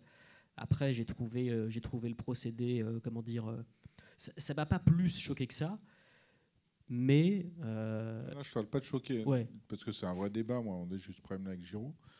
Tu dis c'est vrai que tu fais une Paris Match, je sais pas qui va faire Stéphane Bern revient sur son coming out, je sais pas quoi. Tu dis quelque part, tu vas vendre 100 000 exemplaires de plus. Donc le gars peut très bien te dire, grâce à moi, vous allez vendre 100 000 exemplaires de plus, donc je veux un billet de 30 000. Bon, regarde, on est dans de la discussion basique. Après, dans le cas de la bande dessinée, c'est vrai qu'on était peut-être bien ou mal habitués. Je sais que toi, tu as eu des problèmes de reproduction à un moment donné. Je crois que tu non, pas bon, on va voir après. Et du coup, c'est vrai que tu dis, bon, c'est vrai qu'en effet, je vais avoir en une Gueuluc, je vais peut-être vendre plus d'exemplaires que d'autres. Donc toi, à un moment donné, tu dis, j'ouvre une porte à quelqu'un. Le gars d'après, il va te dire, voilà, pourquoi tu as donné de l'argent à Urasawa? Enfin, je sais pas, je dis Urasawa, c'est peut-être pas lui. Hein. Et moi, Taniguchi. Il n'a rien demandé. Non, mais moi, Taniguchi, je suis aussi important que lui. Et pourquoi j'aurais pas. Enfin, le débat, il existe. Tu vois, c'était pas par rapport à ça, c'est plus que les conséquences que ça peut entraîner à côté. Oui, bien sûr. Peut-être pour préciser un petit peu, puisque effectivement je ne cite pas le nom de l'auteur là, mais les auteurs qui souvent demandent de l'argent au Japon, en fait, sont des auteurs qui ont leur propre structure, qui ont leur propre agence et qui ne dépendent plus en fait d'éditeurs. Donc souvent en fait, ils demandent un cachet qui se répartit, j'imagine en tout cas, entre les différentes personnes de l'agence. Mais ça reste globalement assez rare, même si c'est quelque chose qui est pratiqué au Japon. Au-delà du manga, je sais que c'est une problématique à laquelle j'avais été confronté concernant l'interview d'un acteur. Donc là, vous pouvez avoir un agent, puisque tout est extrêmement encadré, qui va demander 500, 600, 700, 800, 1000 euros. Voilà. C'est des choses, des sommes qui sont variables. Après, aujourd'hui, si on veut interviewer par exemple quelqu'un comme Go Nagai, le créateur de Goldorak, si on veut l'interviewer au Japon, il faut payer. Il faut payer et la somme en tout cas qui m'a été demandée pour moi, n'était pas acceptable. J'ai pas voulu la négocier et donc du coup, c'est pour ça que j'ai pas pu le faire. Non, mais du coup, tu n'as pas de conséquences d'éditeurs qui disent puisque tu as payé un tel. Non, en plus, les Japonais, ils sont un peu pas jaloux entre eux, mais enfin, c'est un peu la concurrence. Tu n'as pas eu peur de ça. Moi, c'est vrai que le débat était là. C'est vrai que logiquement, tu dis, c'est vrai que l'auteur, il passe du temps. Bon, des fois, on paye une couverture souvent, moins que il va peut-être corriger, donc il va passer une journée à faire. Donc, quelque part, il dit, moi, pendant ce temps-là, je ne travaille pas, quoi. Ce qui est pas comme aujourd'hui, il y a le débat avec les salons de bande dessinée où le gars, il vient dédicacer, il dit, mais bon, je vais vendre 40 bouquins, je vais gagner 50 €, mais j'ai perdu 2 jours et demi de travail. Donc, je disais, c'était plus la conséquence que ça peut entraîner. Tant mieux. Il n'y a pas eu, pour le moment, il n'y a pas eu de conséquences. Après, les éditeurs français font aussi tampon et s'occupent aussi, heureusement, parfois, mais pas tout le temps, de jouer un peu les gilets pare-balles. C'est-à-dire savoir se mettre au bon endroit pour éviter qu'il y ait des demandes un peu déplacées. Abracadabrantes, comme dirait Chirac. Ouais, c'est important la notion du copyright au sens large. Nous, il ne faut pas oublier qu'on est quand même des petites publications. Non, mais je crois que tu n'avais pas eu ce problème avec Beaux-Arts Magazine. Si, toi, mais c'était sur des numéros hors série avec du matériel non lié à l'actualité. Et puis après, il y a des usages. C'est très complexe. Hein.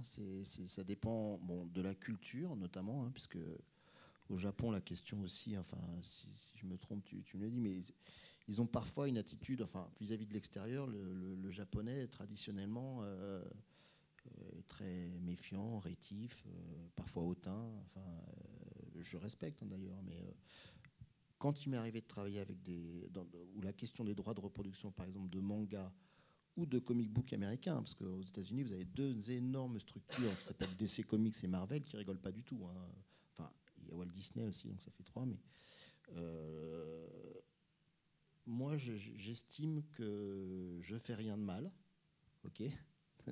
Non, mais je veux dire que si je fais des chaussettes ou des mugs avec Calvin et Hobbes ou avec Mickey Mouse ou Astro Boy, la chose est différente. Nous, on est quand même des revues ou des magazines d'études. Nous parlons des bandes dessinées. On illustre notre propos avec des extraits de bandes dessinées, mais enfin, tout le monde est content. Sauf si on porte atteinte à ce qu'on appelle le droit et l'image, qui est maintenant beaucoup galvaudé, ou qu'on est insultant, diffamant, etc. Mais dans le cas d'une revue ou d'un magazine, je ne parle pas d'hors-série, c'est un petit peu différent. L'hors-série, je l'ai fait payer maintenant. Mais dans le cadre d'un journal d'information sur un médium, pour moi, le coût iconographique devrait s'élever à 0 €, en gros. D'ailleurs, c'est quasiment le cas, mis à part Albert René, Hachette donc pour Astérix, Moulinsart pour Tintin. Je crois que c'est tout, non ? Moi, je ne l'ai fait plus non plus, mais c'est vrai que non, mais du coup, c'est un vrai débat. Quand j'ai eu cette histoire avec Giraud, qui m'a dit ouais, mais bon, il a passé du temps. Enfin bon, c'était pas amené directement. Je dis bon, vous voulez de l'argent, vous voulez quoi ? Donc ça s'est pas fait, mais c'est vrai qu'à un moment donné, on se dit tiens, est-ce qu'une une se justifie ou plus ? Et du coup, tu as demandé pourquoi je payerais lui et pas un autre ? C'est un peu plus mon côté communiste peut-être. Je sais pas. Mais du coup, de te dire tiens, pourquoi voilà. Donc c'est vrai que l'usage est fait, on croise des stars entre guillemets. Qui quelque part, je sais pas, quand tu vas voir Zep, tu discutes 2 heures avec lui. Dans l'absolu, il aurait peut-être le temps de faire un dessin qui vend 3 000 €. C'est pas qu'une question d'argent. Tardy refuse souvent les interviews et tout parce que ça l'emmerde. Enfin, parce qu'il a trop parlé. Lui, c'est différent parce qu'il est plus. Il dit qu'est-ce que je vais te raconter encore, Bosser. Ça fait des heures que je dis ça. Donc c'est vrai qu'après, il est plus dans un stade où il dit j'ai raconté 200 fois Stalag 2B. J'ai rien à te. Ce qui est important aussi, c'est de créditer. Je crois que ça, c'est vraiment très important. Après, les usages sont différents. Je crois que chez vous, chez Atom, si je me rappelle bien, chaque image doit être créditée par rapport à l'éditeur japonais.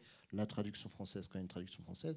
Après, le risque qu'on prend, c'est toujours la même chose. Je veux dire, c'est que quelqu'un nous attaque. Alors, toi, tu as un risque un peu plus élevé parce que après, il peut y avoir de la rétention, mais enfin, il faut vraiment prouver que ou tu as été irrespectueux, encore une fois, dans ton travail, ça ne me paraît pas être le cas, ou que tu as utilisé le travail de quelqu'un d'autre pour véhiculer un autre type de commerce que la revue d'études. Moi, je pars du principe qu'à partir du moment où tout est bien crédité, le risque pris, il y a des gens d'ailleurs qui ont pris ce type de risque, c'est le procès. Enfin, je veux dire, avant d'aller là pour une petite vignette il y a guère que Moulinsart qui peut le faire, et encore. Non, mais je sais que mon gars, moi, je voulais reproduire, on a une case, on n'avait pas le droit, parce qu'il faut reproduire la planche complète. Enfin, c'était hyper. T'as commencé à dire. Tu touches au droit moral ou au droit à l'image. Ouais, non, mais c'est genre, oui, mais on n'a pas le droit de sortir une case. Ça n'existe pas, la citation graphique en France. Hein. Ouais. La citation littéraire existe, enfin, peut-être vous savez, mais il y a des usages. Il faut qu'il y ait une certaine proportion de texte qui soit respectée par rapport à l'ensemble de la publication. Le droit de citation graphique, on aimerait bien que ça existe. Il y a un spécialiste de bande dessinée, journaliste et théoricien qui s'appelle Yves Frémion, qui se bat beaucoup là-dessus. Il aimerait pouvoir le porter devant le Parlement à Bruxelles, notamment. L'usage, c'est la planche complète pourrait être payée.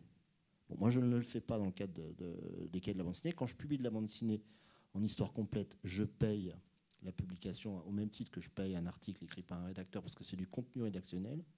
Mais sans ça, à partir du moment où l'intégrité de la planche est pas atteinte, si on veut, on peut considérer que c'est une certaine forme de citation. Les usages sont différents selon que vous traitez avec tel ou tel éditeur, mais ça, c'est un sujet important dans le cadre de la revue, de ce qui nous occupe, ou du journal, parce que l'image, c'est quand même à peu près la moitié ou un tiers du contenu d'un journal. C'est vrai qu'on est tous revenus à plus faire de trucs sur RG, pour être tranquille. Ouais, mais c'est plus trop le cas maintenant. Il faut juste payer cher, ouais. Mais maintenant... Donc on fait plus.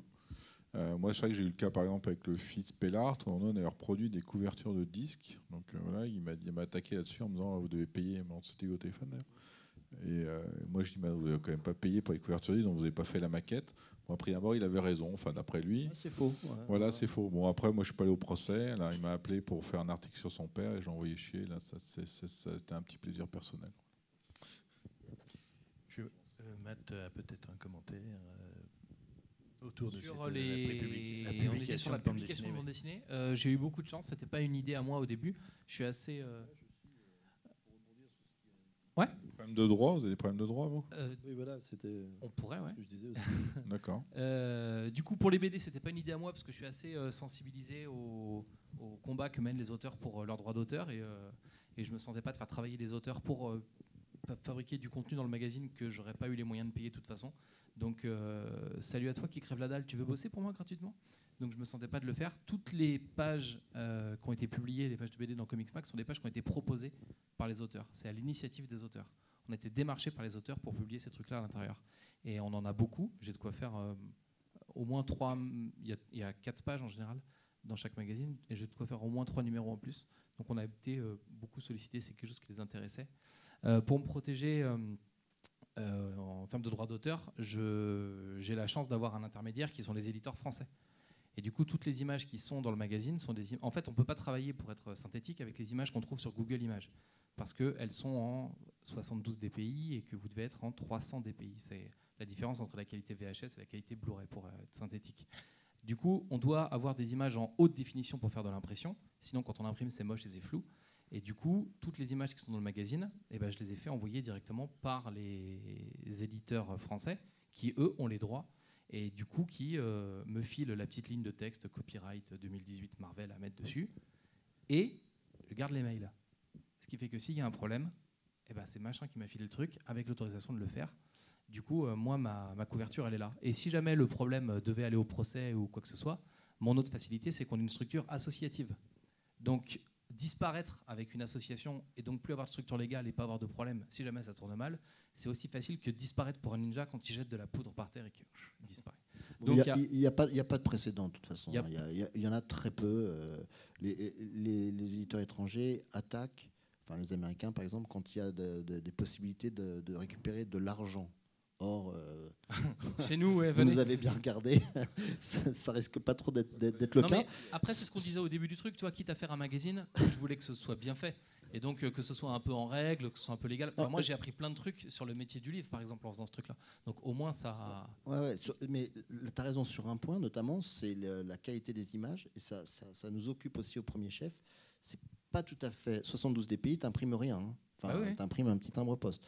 Donc c'est très important d'attacher justement de l'importance à l'image via les éditeurs français ou via la numérisation. Moi, je numérise beaucoup, je grave beaucoup, c'est-à-dire je prends des livres imprimés et puis maintenant il y a des procédés techniques qui permettent de faire des grandes images. Mais et la plupart du temps aussi, on peut passer par les éditeurs français qui nous fournissent des fichiers. Ils sont très contents, eux, fondamentalement, qu'on parle de leur bande dessinée. Ils sont très contents. C'est pour ça aussi qu'ils fonctionnent aussi dans le domaine de la publicité. Enfin, tout ça est un écosystème qui est relativement petit. Moi, je ne connais pas bien les chiffres, etc. Mais c'est important pour tout l'écosystème d'avoir des revues, des journaux. C'est très vivifiant.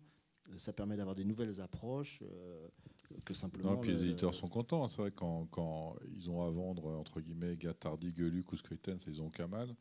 Après, c'est vrai qu'ils sont sur les auteurs où, je sais pas, je veux dire Clément Brorage, reçoivent des revues de presse. Voilà, ou Anouk Ricard, c'est vrai qu'ils vont, j'ai rien contre eux, enfin, c'est pas une question de travail. C'est sûr, quand ils vont appeler par image pour faire une interview, ils vont pas y aller. Donc, du coup, c'est vrai ils sont quand même plutôt contents de nous trouver. Donc, on n'a aucun intérêt d'aller l'un contre l'autre. Et puis, comme disait Vincent, c'est plus vous êtes riche, plus on vous attaque. Nous, on est le mec qui va nous attaquer. Moi, je me rappelle qu'on a fait le tout premier des BD, c'était Franquin. À l'époque, c'était Moyersohn, qui avait les droits, qui n'était pas connu pour être le plus sympa de la Terre. C'est quand même le seul mec qui a gagné un procès contre Disney, je crois. Et du coup, on avait sorti le 1 en disant, bon, comme ça, si on fait faillite, on arrête tout de suite.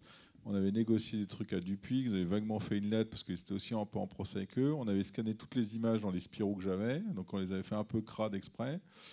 Et en disant, bon, on n'est pas le bon matériel. Et du coup, il nous a appelés, quoi. Et il a dit, ouais, nana, vous avez le droit. Et puis bon, on était à dire, bon, on a demandé à Dupuis, ah bon, très bien. Et puis il a raccroché. Et puis on a dit, bon, c'est bon, l'aventure peut continuer. Mais bon, on était prêt à s'arrêter tout de suite, quoi. Moi, je veux juste tempérer un truc par rapport aux éditeurs. Moi, les éditeurs, ça a été un problème dans la fabrication du mag. En l'occurrence, le magazine qui est affiché derrière vous, s'il n'est jamais sorti en papier et qu'il est sorti qu'en PDF, c'est parce qu'il était prêt 3 semaines et demie avant sa date limite d'envoi à l'impression. Et que sur les 4 images de couverture qui ont été retenues, je n'ai jamais pu l'avoir dans une version exploitable. Ni par Disney, qui est propriétaire de Marvel, donc ni par Marvel, ni par Panini, qui est l'éditeur en France. Et sur les couvertures qui m'ont été faites, je n'ai jamais pu avoir les fichiers HD, et je n'ai jamais eu d'alternative, de proposition d'alternative. À chaque fois que j'ai essayé de trouver une solution, c'était non et c'était pas possible. Donc je suis très content que les éditeurs travaillent avec vous de façon joviale et tout. Moi, ça a été une tannée. Franchement, c'est normal, t'as un bisu, bah, tu chies, t'en chies. J'ai payé pour tous les autres. Donc, non, c'est pas tout le temps jovial. C'est pas tout le temps jovial, mais c'est stratégique. Non, mais je comprends. Mais à partir du moment où on leur demande, déjà, c'est un souci. Moi, c'est vrai que j'ai eu un problème. Bon, c'est vrai qu'on rejoint un peu toi, c'est-à-dire que moi, je me suis beaucoup investi, quoi. Donc, c'est vrai qu'à un moment donné, moi, je dis ça, c'est très prétentieux, mais c'est vrai qu'Angoulême, avant, j'y allais, on dormait chez Habitant, patati patata. Maintenant, tu payé une attachée de presse, bon, tu n'as pas une place pour un hôtel, donc j'en suis prends un moment. Et puis aussi, moi, comme je me suis occupé de tout, de la pub, des abonnés, des auteurs et tout, donc c'est vrai que je connais toute la chaîne. Donc c'est vrai qu'à un moment donné, j'ai autant le portable de l'attaché de presse et du mec de la FAB, parce que j'allais le voir pour récupérer des visuels que je n'avais pas, que le patron. Donc c'est vrai que du coup, c'était tout de suite plus facile. C'est vrai que l'avantage, l'inconvénient, c'est qu'on bosse peut-être plus que les autres. Bon, après, on s'éclate. Moi, je sais pas, toi, tu dois t'éclater à aller voir les mangakas. Et tu fais un petit voyage au Japon, tu vois tes potes et tout ça. Et du coup, c'est vrai que aussi, on a un rapport où il y a une espèce de... Ouais, bon, il a un peu trop passé la ligne, mais bon, on va lui pardonner parce qu'en même temps, on est content que chaque année, il nous fasse 1000 pages, 2 pages où il défend nos bouquins. Donc il y a aussi un gentleman agreement qui existe. Donc peut-être toi, tu arrives, à un moment donné, tu vas faire tes preuves, et donc peut-être qu'ils sont moins... Toi, j'en ai fait 6 avant que ça capote quand même. Ouais, donc voilà, non, du coup, peut-être t'as pas le... Ouais, après, je pense, nous, c'est vrai qu'à un moment donné, le patron de Dargo, moi, quand j'ai un problème, je l'appelle, je dis, attends, il y a ça qui se passe, je suis pas content. Ouais. J'ai pas encore le 06 du patron de Marvel, c'est vrai que j'ai pas existé assez longtemps. Je suis très, comme à la télé, c'est les mecs qui sont pas contents d'un article, mais du coup, c'est vrai que ça aide aussi quand on a un souci, que ça va pas, que les rapports sont pas bons, ou... qu'on fait, parce que c'est vrai qu'on est un petit milieu aussi. Enfin, je pense qu'on connaît à peu près tout le monde. Moi, c'est vrai que j'ai en plus la chance d'avoir toutes les strates, donc c'est vrai que c'est plus compliqué. Eh bien, l'heure tourne, malheureusement. Nous aurions encore quelques milliers de questions à poser, et on va laisser une chance au public de poser quelques questions. On a à peine 10 minutes avant que la bibliothèque ferme Manu Militari. Donc, je vais vous passer le micro. Si quelqu'un veut poser une question. T'as fait fuir la dame, là, visiblement. Bonne soirée. Ceux qui veulent louer des livres, c'est encore possible. Non, c'est plus possible. Pas de question ? Ah, une question. On a été soit très complet, soit extrêmement lourd. Oui, Concernant les revues de BD, je voulais savoir si ça vous coûtait plus cher de faire un journal de BD ou un journal tout simplement, un journal lambda, quoi. On n'a pas fait le journal lambda, non, on ne fait pas. Oui. Moi, j'ai fait le fait que l'iconographie soit relativement égale à 0, son coût, c'est quand même un intérêt. Parce que d'habitude, dans les journaux, on paye les photographes. Dans les magazines d'art, on paye l'ADAGP. Ça, c'est quand même une facilité. Ouais, je confirme. C'est vrai qu'on a quand même... je pense qu'on a le même travail que les autres, mais c'est vrai qu'on n'a pas... on va dire, on a l'avantage, je pense que ça ne va peut-être pas durer, que ce n'est pas encore hyper organisé en termes de... C'est vrai que maintenant, l'art, on est là, vous avez Picasso, par exemple, vous voulez faire une pleine page Picasso, vous avez le mec qui vous écrit avec les tarifs, machin, votre tirage. Alors, vous avez le droit d'un quart de page, mais vous n'avez pas d'enfant de plus que 3 quarts de page. Enfin, là, moi qui fais avec les arts dessinés, des fois, c'est un peu plus compliqué. Donc, il y a plein de trucs que je ne fais pas pour être tranquille. Le prix du feuillet aussi n'est pas le même que vous travaillez dans le Figaro, pour Le Monde ou pour... Oui, mais enfin, les tirages ne sont pas les mêmes non plus. Non, non, mais c'est proportionnel au tirage. Quand tu vends 400 000 exemplaires, tu peux payer 150 € le feuillet. Nous, on n'a pas les moyens. Donc ça, c'est différent. Mais je pense que c'est plus... on est plus encore dans le stade où on a des auteurs qui sont contents de nous rencontrer. Enfin, je pense toi aussi. À un moment donné, on est quand même Moi les gens, ils sont contents de me oui. Non, mais tu rencontres beaucoup d'Américains. Ouais, en salon, ouais. Pas pour le mag spécialement. Non, du coup, c'est plus compliqué. Je donne la distance, ne serait-ce. Et du coup, c'est vrai qu'ils sont quand même des gens qui ont été entre guillemets des parias pendant des années, donc ils sont plutôt à défendre. Moi, je vois que quand je fais un petit tirage au 7, j'appelle Zep et je me dis, ouais, je le tire, je vais chez lui. Que ce soit du Titeuf ou je sais pas quoi, j'ai jamais eu Glénat qui m'a appelé, Zep m'a jamais rien demandé, son agent m'a rien demandé. En gros, les mecs sont, on sait très bien que vous n'êtes pas richissime. C'est encore un milieu où les choses se font de façon assez bon enfant. Ouais. C'est vrai. Et donc du coup, c'est vrai qu'on est quand même dans un stade où on est quand même, peut-être que moi j'arrêterai à cause de ça, quand ça deviendra trop organisé. Mais là, c'est vraiment pas le cas. On est vraiment avec des gens qui sont encore à vous dire, ouais, bon bah vas-y, je fais. Moi, je me rappelle avoir discuté avec Zep, quand je lui fais ses coups, je lui dis, mais Fred, combien tu veux que je te demande? Je crois que je vais pas te demander 300 €, donc je te le fais parce que j'ai envie de promotionner mon bouquin. Il me fait un dessin inédit, alors que c'est vrai que je pense qu'on serait dans d'autres domaines, ce serait totalement incohérent. Je vais juste bémoler 2 petites secondes avant votre question. Voilà. Non, en fait, ça coûterait bien moins cher si on faisait un magazine de manga classique, avec moins d'entretien, beaucoup moins d'entretien même, et avec un cahier critique bien plus développé. Comme a été Animeland, par exemple. Voilà, par exemple. Et si on faisait uniquement les mecs en salon, les mangakas, pardon pour ce langage un peu châtié, ce serait... Ça se dit comment en japonais, mec? Enfin, en tout cas, on ramènerait du matériel bien moins intéressant, mais voilà, il y a deux postes clés. Il y a le poste de la traduction qui coûte de l'argent. Donc traduction, interprétariat, et puis traduction ensuite des papiers. Des voyages, toi, évidemment. Et il y a effectivement un voyage tous les 3 mois, puisqu'il y a 4 numéros dans l'année, donc 4 voyages, donc un voyage tous les trimestres. Un voyage, c'est un billet d'avion, c'est se loger, c'est se déplacer dans Tokyo, où les transports en commun sont très chers. Donc effectivement, ça coûterait vraiment bien moins s'il n'y avait pas tout ça. Voilà. Bonjour. Alors, personnellement, je lis des BD et les cahiers de la BD, mais vous avez dit tout à l'heure qu'il y avait aussi un de vos lecteurs qui était à la retraite, qui était mort il n'y a pas longtemps. Plus de pas, mais c'est vrai que c'est assez marrant de te dire tiens. Mais alors, quel est le lectorat que vous visez et qu'est-ce que ça vous fait d'avoir un lectorat comme ça très différent en termes d'âge, mais aussi en termes après, c'est le but, on peut pas non plus... c'est vrai qu'après, comme disait Vincent tout à l'heure, les jeunes sont moins à acheter des revues parce que c'est pas dans leur habitude, enfin c'est moins dans leur habitude. Mais c'est vrai que voilà, moi qu'en plus je m'occupe des abonnements, donc du coup je suis à fond, je connais presque les mecs par leur prénom, et quand je les croise, et du coup au moins la ville, je dis, vous êtes de Cholet, ça les étonne toujours, et enfin ils sont pas tous de Cholet, et du coup c'est vrai que il y a différents types de gens, et en effet les vieux de la vieille qui ont lu Vécu, Circus, qui s'abonnent jusqu'à la mort, et peut-être que je ferai comme moi, et puis il y en a d'autres qui arrivent, qui découvrent, il y a des bibliothèques, donc après on n'a pas de lectorat. Je pense qu'après, moi j'ai été surpris, comme tu dis, après les 5000 lecteurs, c'est à peu près tout le monde. Je crois qu'en France, il y avait des sondages qui disaient combien les vrais gens qui s'intéressent à la culture en France, c'est entre 5 et 10 000, mais vraiment de manière pointue. Donc c'est vrai qu'après, on essaye d'être le plus large possible, mais après, on est conscient que on va intéresser des gens, qui ont envie de connaître ce que dit l'auteur, ce qui n'est pas le cas de tout le monde. Je pense qu'il y a plein de gens qui lisent des bandes dessinées, La vie d'HD ou Jules ou Statouf, ils n'en ont rien à faire ou ils s'en foutent. Ils lisent les BD, point. Et même on leur donne, ils s'en foutent aussi. Et donc voilà, on intéresse des gens qui ont envie d'en savoir plus, qui sont intéressés, qui ont envie d'avoir un objet, qui ont la démarche de dire on défend entre guillemets encore la presse et le papier. Et par contre, on se bat avec en effet de moins en moins de kiosques, des problèmes de distribution. C'est vrai que le nez de la guerre, on n'en a pas parlé, mais c'est savoir combien t'en mets à chaque endroit pour que les gens le trouvent. Il y a 18 000 postes, nous on tire en moyenne entre 10 et 12 000, donc évidemment on ne peut pas partout. Il y a des endroits où tu en mets 3-4 parce qu'il y a plus de passages. Après il y a des endroits où tu en as vendu 3 le mois d'avant, tu dis ah super, en fin de compte c'est juste des mecs qui étaient de passage à cet endroit-là et qui vont repasser la fois d'après, ils sont dans une autre ville.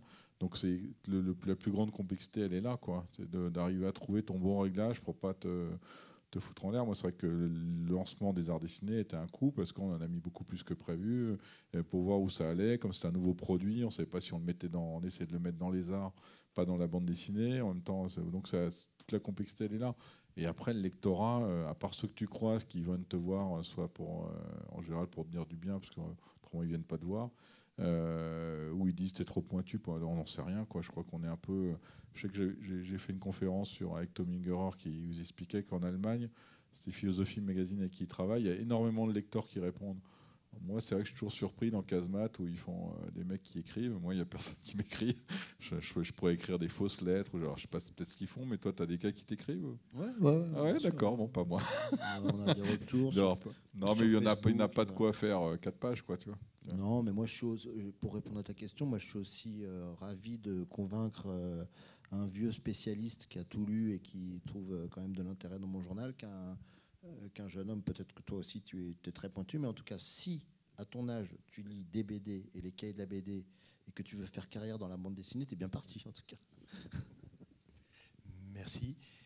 Nous devons conclure. Eh bien, merci à nos invités, merci au public. Il faudrait faire une deuxième session pour pouvoir poursuivre. Le train n'est pas loin, donc ça va. Merci. Merci à nos invités.